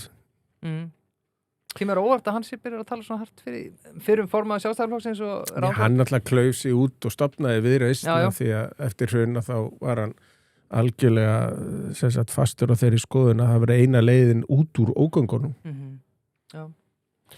Þú losnar ekki við þetta, riddararnir eru harðir. Ég ætla ekki að skera á snörunni afsaki. Sverrir Hjörleifsson spyr hvaða fyrirtæki á hlutabréfamarkaði hafa flogið undir radarinn og helling inni? Þessi góð. Helling inni. Íslandsbanki. Mér finnst Íslandsbanki og Amarok. Já. En það náttúrulega, ef maður í stjórnarformaður í einhverju félagi þá maður ekkert að vera að tala það. Nei. En hlutabréf almennt á Íslandi eru ekki dýr. Og ég minnst á fasteignafélögin, þau eru ekki dýr og ég að tala út frá svona virðis fjárfestingum að fá bara ávöxtun sem langt umfram það sem að þú færið á innlánsreikningi. Ég ekki að tala að fá 50% ávöxtun, svona get rich quick svoleiðis áætlanir gangi ekki vel og Buffett sagði mitt að hann hefði alltaf verið með get rich slow plan og það var engin samkeppni þar, hann hefði verið mjög auðvelt að vinna þá keppni en að hugsa til langs tíma og þá það þessi virðisfélög sem eru fasteignafélögin, bankarnir, tryggingafélögin að einhverju leyti og svo smásölufélögin. Hvernig væri við myndum kannski hlusta eitthvað tíma á gestin okkar leifur? Ég held þið þurfum bara að fá heiðar ofta. Ég held ég að spurt heiðar að þessu áður, sko, arðgreiðslufélög versus félög sem að fara meiri í endurkaup og annað, sko, arðgreiðslufélög, það alltaf bestu félögin fyrir þig? Já, ég meina félög sem eru á ensku kallað value investing, frekar en growth. Já. Frekar en vaxtarfyrirtæki þá ertu að horfa á virðisfyrirtæki og virðisfyrirtækin þau gera ýmist að kaupa eftir eigið bréf eða greiða út arð eða gera hvortvekja. Já, Sölvi Snær spyr Daði Már Jóta hagfræðingana hefur rétt fyrir sér í 100% tilfella að minnstakosti að hans eigin mati? Nei. Nei. Auðun Bragi spyr Auðun Blöndal eða Auðun Bragi? Vá, góð. Þessi erfið. Þessi mjög erfið. Erfið að spurningin í kvöld. Já. En með ég vandaði tæknaðastóð þá myndi ég ekki leita í Auðun Blöndal þó hann sé búin að vera 20 ár á tökkunum með þess að hann segir. En ég myndi tala við Auðun Braga. Já. En ef ég ætlaði að fá einhvern mann til að redda með mat og drikka þá myndi ég tala við Auðun Blöndal. Já. Það verið ansjóðsundar. Já. Á Fossinum, já. Jóhann Berg á næstu. Kaupir hann í öllum bréfum sem Trump mæli með?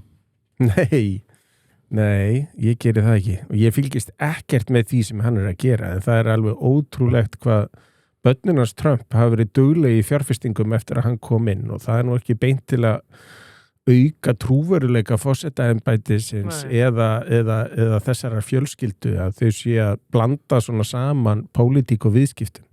Þetta olíutreiti á Byron var rosalegt. Já. Já, og rafmyndirnar og allt þetta. Já, þetta er náttúrulega. Kári Björn ætti að taka Icelandair að markaði til að snúa því við? Það væri ekkit villust. Nei. Það eina sem sko að það svo mikið af sparnaði Íslendingar sem bundin í lífeyrissjóðunum og lífeyrissjóðunir eru mjög feimnir og eru með óskráðar eignir en það held ég verið að breyta núna lögum í kringu það. Og þá væri það algjörlega opið. Já. En það auðvitað jákvætt. Íslendingar hafa rosa mikla tilfinningar í garð Icelandair og Íslendingar almenningur hefur verið mjög tilbúin að leggja félaginu lið. Við sáum bara síðast eftir alheimsfaraldurinn þegar kom inn 9.000 nýjir hluthafar og það mikill styrkur fyrir félagið en það sem flugmennir að gera núna þeir eru að rýra orðspor félagsins alveg gríðarlega.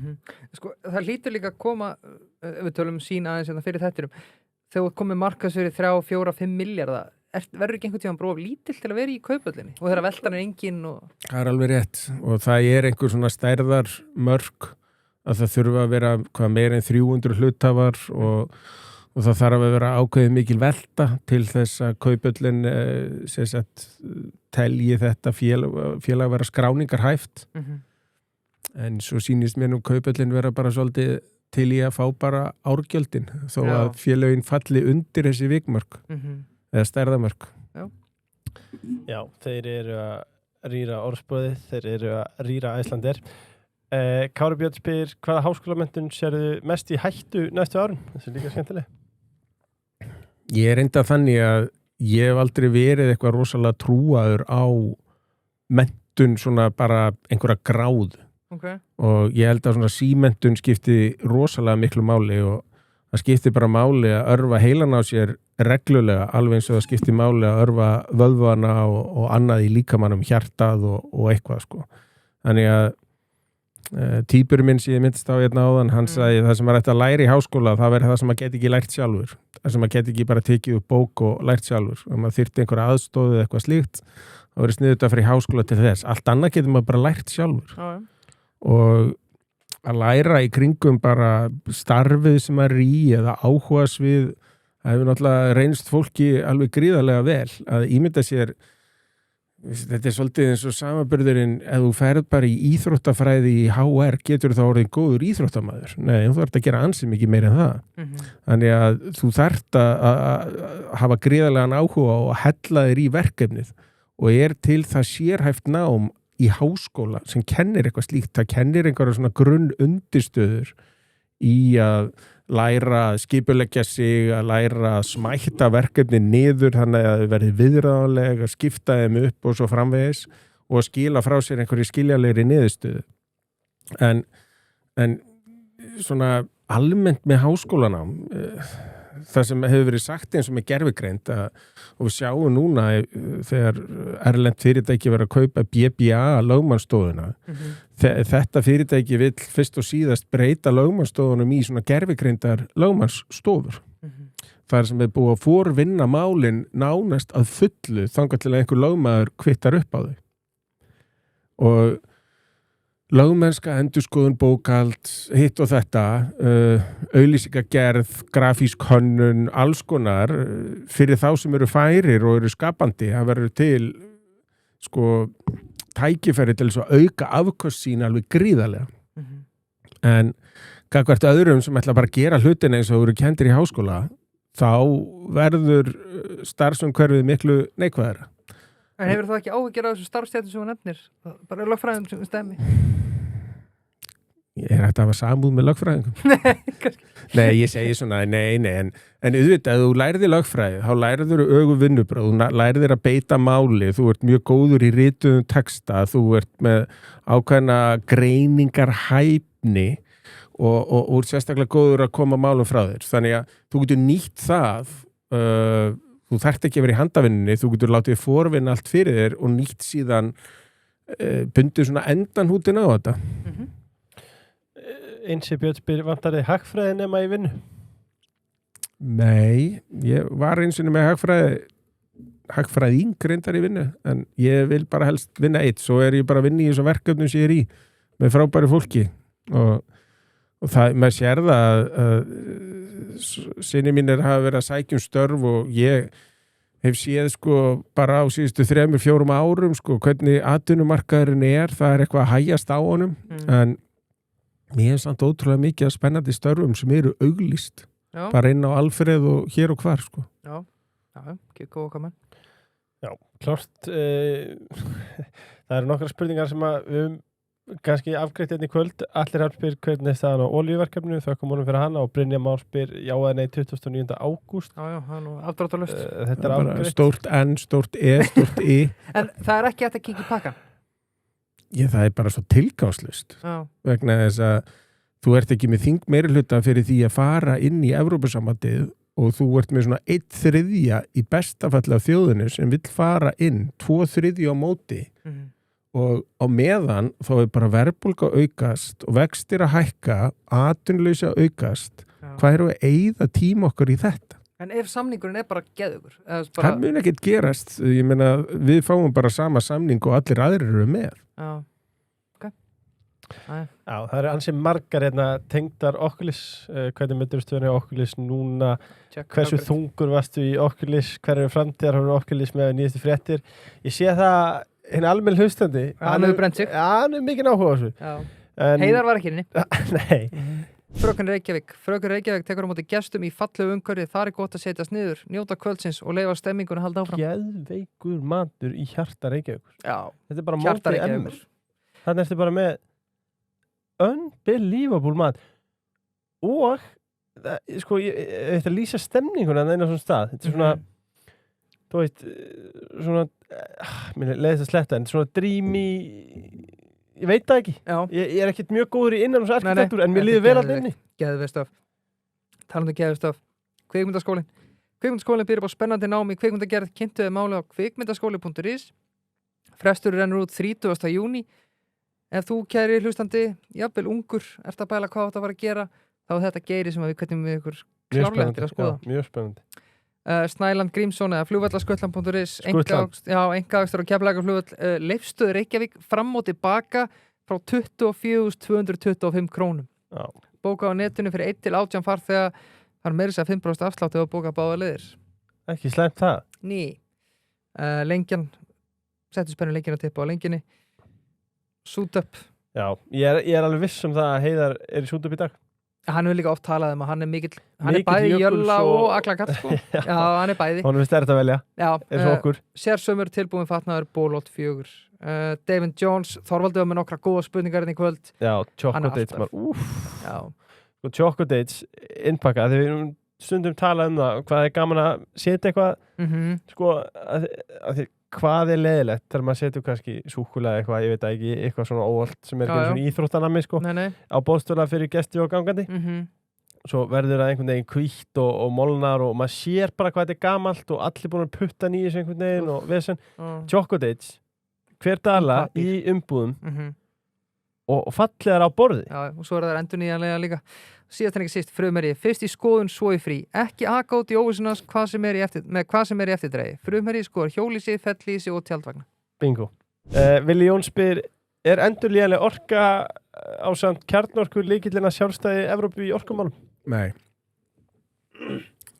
Og ég sé eitthvað meira. Nei, vegna þess að sko kjarnorka er náttúrulega kjarnorka og endurnýjanleg orka hún sveiflast nema eins og hjá okkur erum við vassafl, það er eiginlega ekkert vassafl nema í Ölpunum hérna í Evrópu en það er svona stýraleg orka sem getur virkað eins og batteri. Sól og vindur er bara sára lítið yfir veturinn og þá þarft að bæta það upp með gasi. Það er ekkert annað í stöðun nema þú vilji brenna kolum sem menga margfald. Og hvað varðar samgöngur að þá eigum við ekki bara nóg rafmagn í dag til að knýja allar samgöngur og við erum ekki með rafmagnsflugvélar og við erum ekki með rafmagns eða metanskip eða hvað sem þetta ammoniakskip eða hvað þetta á að vera allt saman. Þannig að það verða áfram gasskip og olíuskip og olíuflugvélar. Þannig að það er bara ekkert hægt að ímynda sér eitthvað annað. Kolumslaust Ísland 2030. Það er svo vímuefnalaust Ísland árið 2000. Það tókst ekki alveg. Skál fyrir því. Jón Steinar Ólafsson, hvað áhrif myndi innganga í ESB hafa á íslenskan sjávarútveg í grófum dráttum?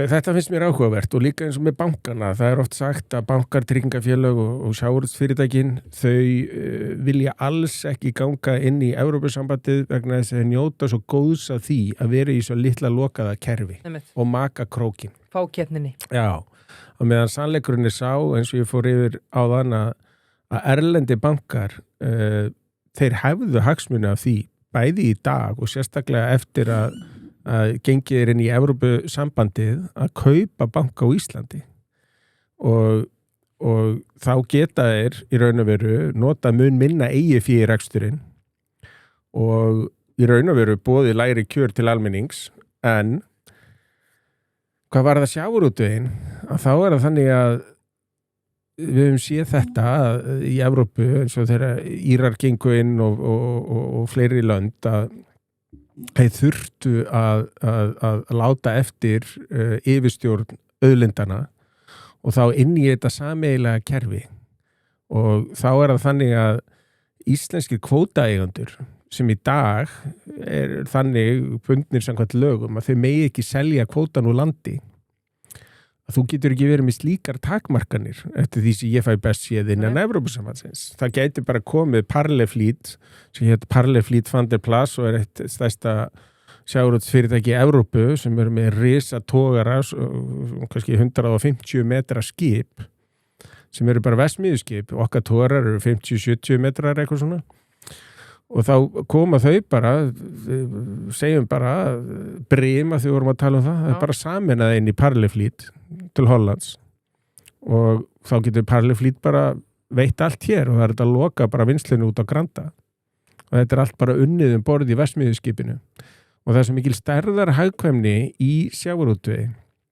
að stærstu fyrirtækin þau geta borga meira fyrir kvótan af því að þau fá bara hagkvæmari rekstur búið að borga fastakostnaðinn svo fyrir viðbóta kvóta inn í þetta kerfi sem við erum búin að búa til þannig að framleiðslukostnaðurinn hann er alltaf fallandi meðalkostnaður þú bætir inn í og með öðrum orðum þá gætu þessi evrósku fyrirtæki búið miklu hærra verð í kvótan á Íslandi og fyrirtækin sem eiga kvotan heldur en nokkur að gera í dag. En fá við þá ekki bara meiri pening í kassan? Nei, vegna þess að þeir sem selja fyrirtækin þau eru bara saminuð til Hollands eða eitthvert annað, eða til Írlands eða Noregs, eða menn vilja vera eitthvert, en segjum innan Evrópusambandsins, að þá er þetta leið til þess að ef einhver að segja að sægreifarnir eru fátakari við það að gangi í Evrópusambandið, ég að halda því fram hefur verið miklu ríkari ef það er gengið í Evrópusambandið. Og hversna eru þeir á móti þá því að gangi í Evrópusambandið? Já, því að þeir vilja Íslandi og íslenskum almenningi, þó að margir vil ekki trúa því, vilja þeirra hagsmunum sem mest. Ég geti mjög grætt á því sem stjórnarformaður og hluthafi í Íslandsbanka segja bara göngum í Evrópusambandið, ég er bara persónulega á móti því. Ég held að okkur sem landi myndi vegna betur, það væri stundar hagnaðar fyrir mig, en ég held að okkur sem landi myndi vegna betur, við værum bara algjörlega með sjálfdæmi í okkar málum. Já. En það var ekkert að semja til dæmis að, ég held alltaf áfram, það er ekkert að semja bara til dæmis fiskurinn er að vera landaður hér eða... Nei, það er ekkert þetta. Nei. Mjög gott. Spurningu salin? Já. En nú að fljóta ágreitt. Já, ég verði að hafa aftur orðið, ég er bara, þegar þú ert uppáhaldsgestur minn. Takk fyrir það. Já. Hrólfur á nokkrar. Já. Sko, hvað finnst þér Bitcoin og bálka keðuteknina? Þú vart náttúrulega að svara þessi hvert eina skipt sem þú gefur. Það er mjög hrifin að núna. Ég var nú að hlusta á leiðinni til ykkar á þátt á BBC sem hefur verið að tala skammta tölvu örgjörfa sem er að fara í framleiðslu 29 sem eru með þannig vinslu hraða og getu að brjóta upp svona veski sem menn nota í kringum bálkakeðjur eða leyni orð í kringum það tekur bara örskama stund og núna hefur verið að fjalla það eins og með rafmyndir hvernig á að raun og vera að verja kerfið gagnvart þessari nýju tækni sem virðist vera að koma. Já. Og það verður þrautin þyngri af því að þessar skammtatölvur virðast geta leyst upp öll þessi flóknu samspil bara á auga bragði sem tölvurnar í dag geta ekki þannig að lykilorð og annað það þarf að hugsa allar þessar varnir upp og nýtt og að allar að vera með rafmynd á þessum forsendum og þá verður það mjög hæpið. Já, sko maður verður að hugsa hvað þarf fyrir ykkur gamlu hundana til að viðurkenna að Bitcoin sé bara komið til að vera?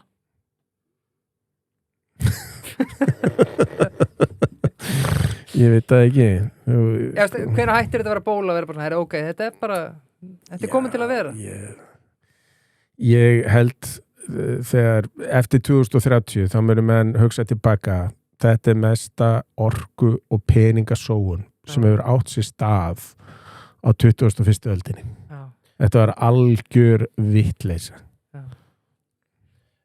Bitcoin er náttúrulega digital asset og mega réttilega að hafa ágjur eins og nefnir af þessu sem að skammtatölvan færum en ætti ekki öll fyrirtæki í heiminum sem að geyma þetta megnið af sínum gögnum að hafa stórar ágjur af þessum öryggisbretti með tilkomu reikningetur skammtatölvan? Þá er sko hvernig er fyrirtæki varið? Er það opið? Ég meina ertu bara með algjörlega lokuð kerfi, innri kerfi sem tengjast ekkert utanakomandi. Sko bálkakeðja er bara algjör dreifstýring. Bankakerfi í dag eru algjörlega miðstýrð. Þannig að miklu erfiðar að brjóta þú ert bara með eitt svona eftirlitsskilt kerfi sem er algjörlega sérstætt með sérkerfi heldur en bálkakeðurnar sem þrífast á því og að einhver sé í námuvinnslu einhver staðar og henda þessu inn í kerfið. Opnarnar á slíku kerfi eru svo allt öru vísi.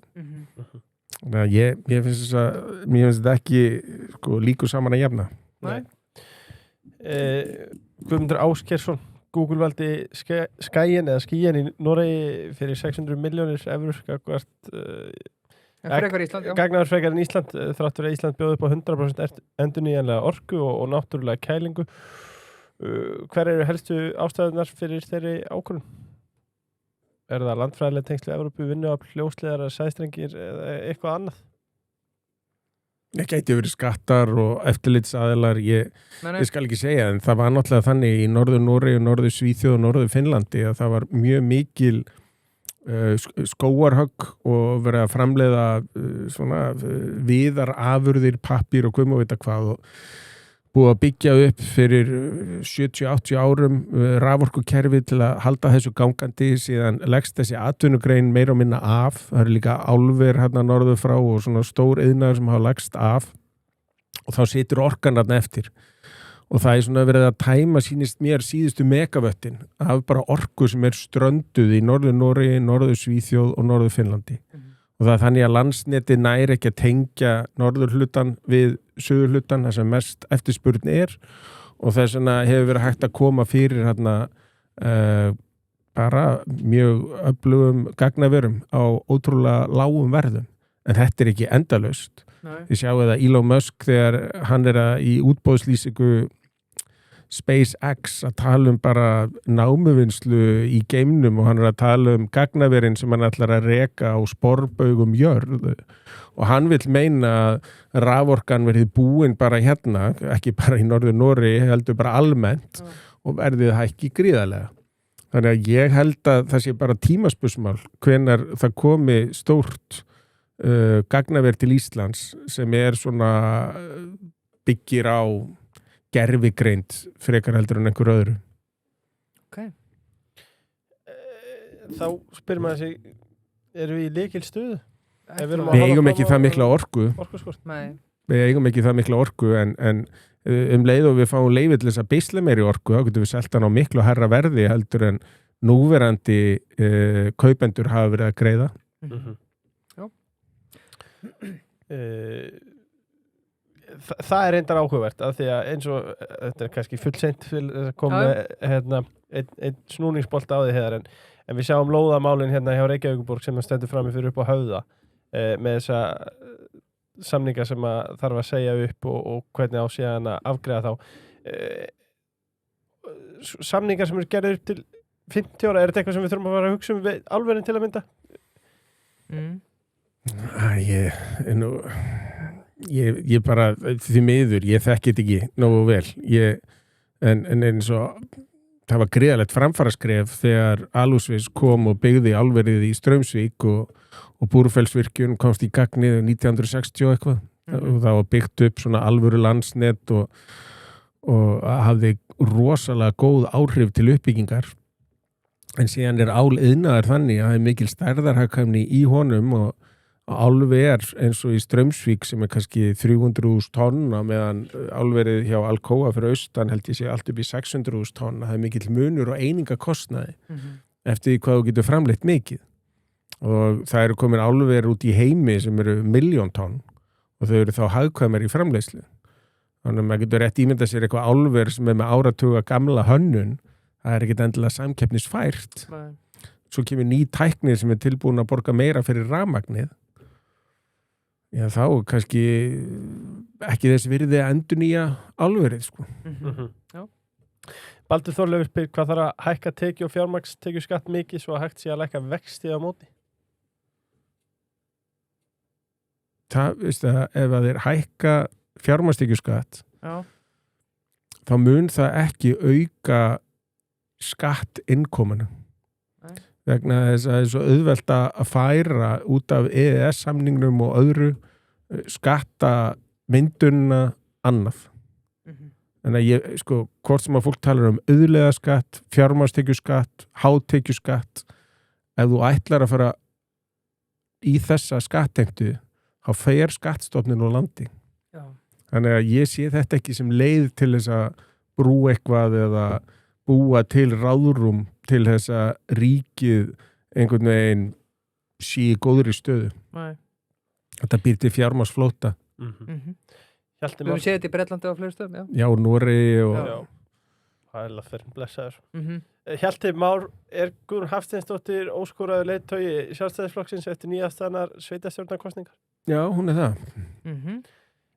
Áskellingi spyr skoðanir á SpaceX samstæðinni að koma að marka og verðmæti hennar. Þetta er auðvitað þetta verðmat svaka. Já, ef þú ert rosalega spenntur fyrir námugreftur í geimnum, þá getur vel verið að þetta sé bara hlægilega ódýrt, sko. En miðað við, ef maður skoða grunnreksturinn sem í raun og veru Starlink og það sem mest tekjubyrjandi fyrir utan það að senda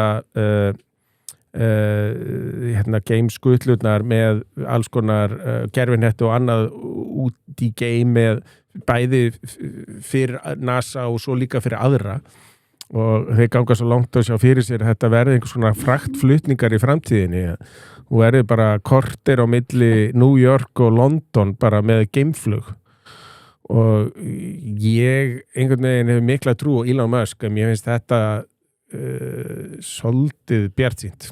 Já, sammála því. Lokaspurningin og Hrólfur og Hanna, hún er svo góð, við höfum hana lokaspurninguna. Þetta er bara frábært kvöld. Heiðar Guðjónsson, hvað ráð gefur þú fólki sem vil komast í sömu fjárhagslegu stöðu og þú? Lokaspurning kvöldsins. Já, eyða minnu heldur að aflar og leggja sér mest fyrir í einhverjar svona til þess að gera öruggar fjárfestingar.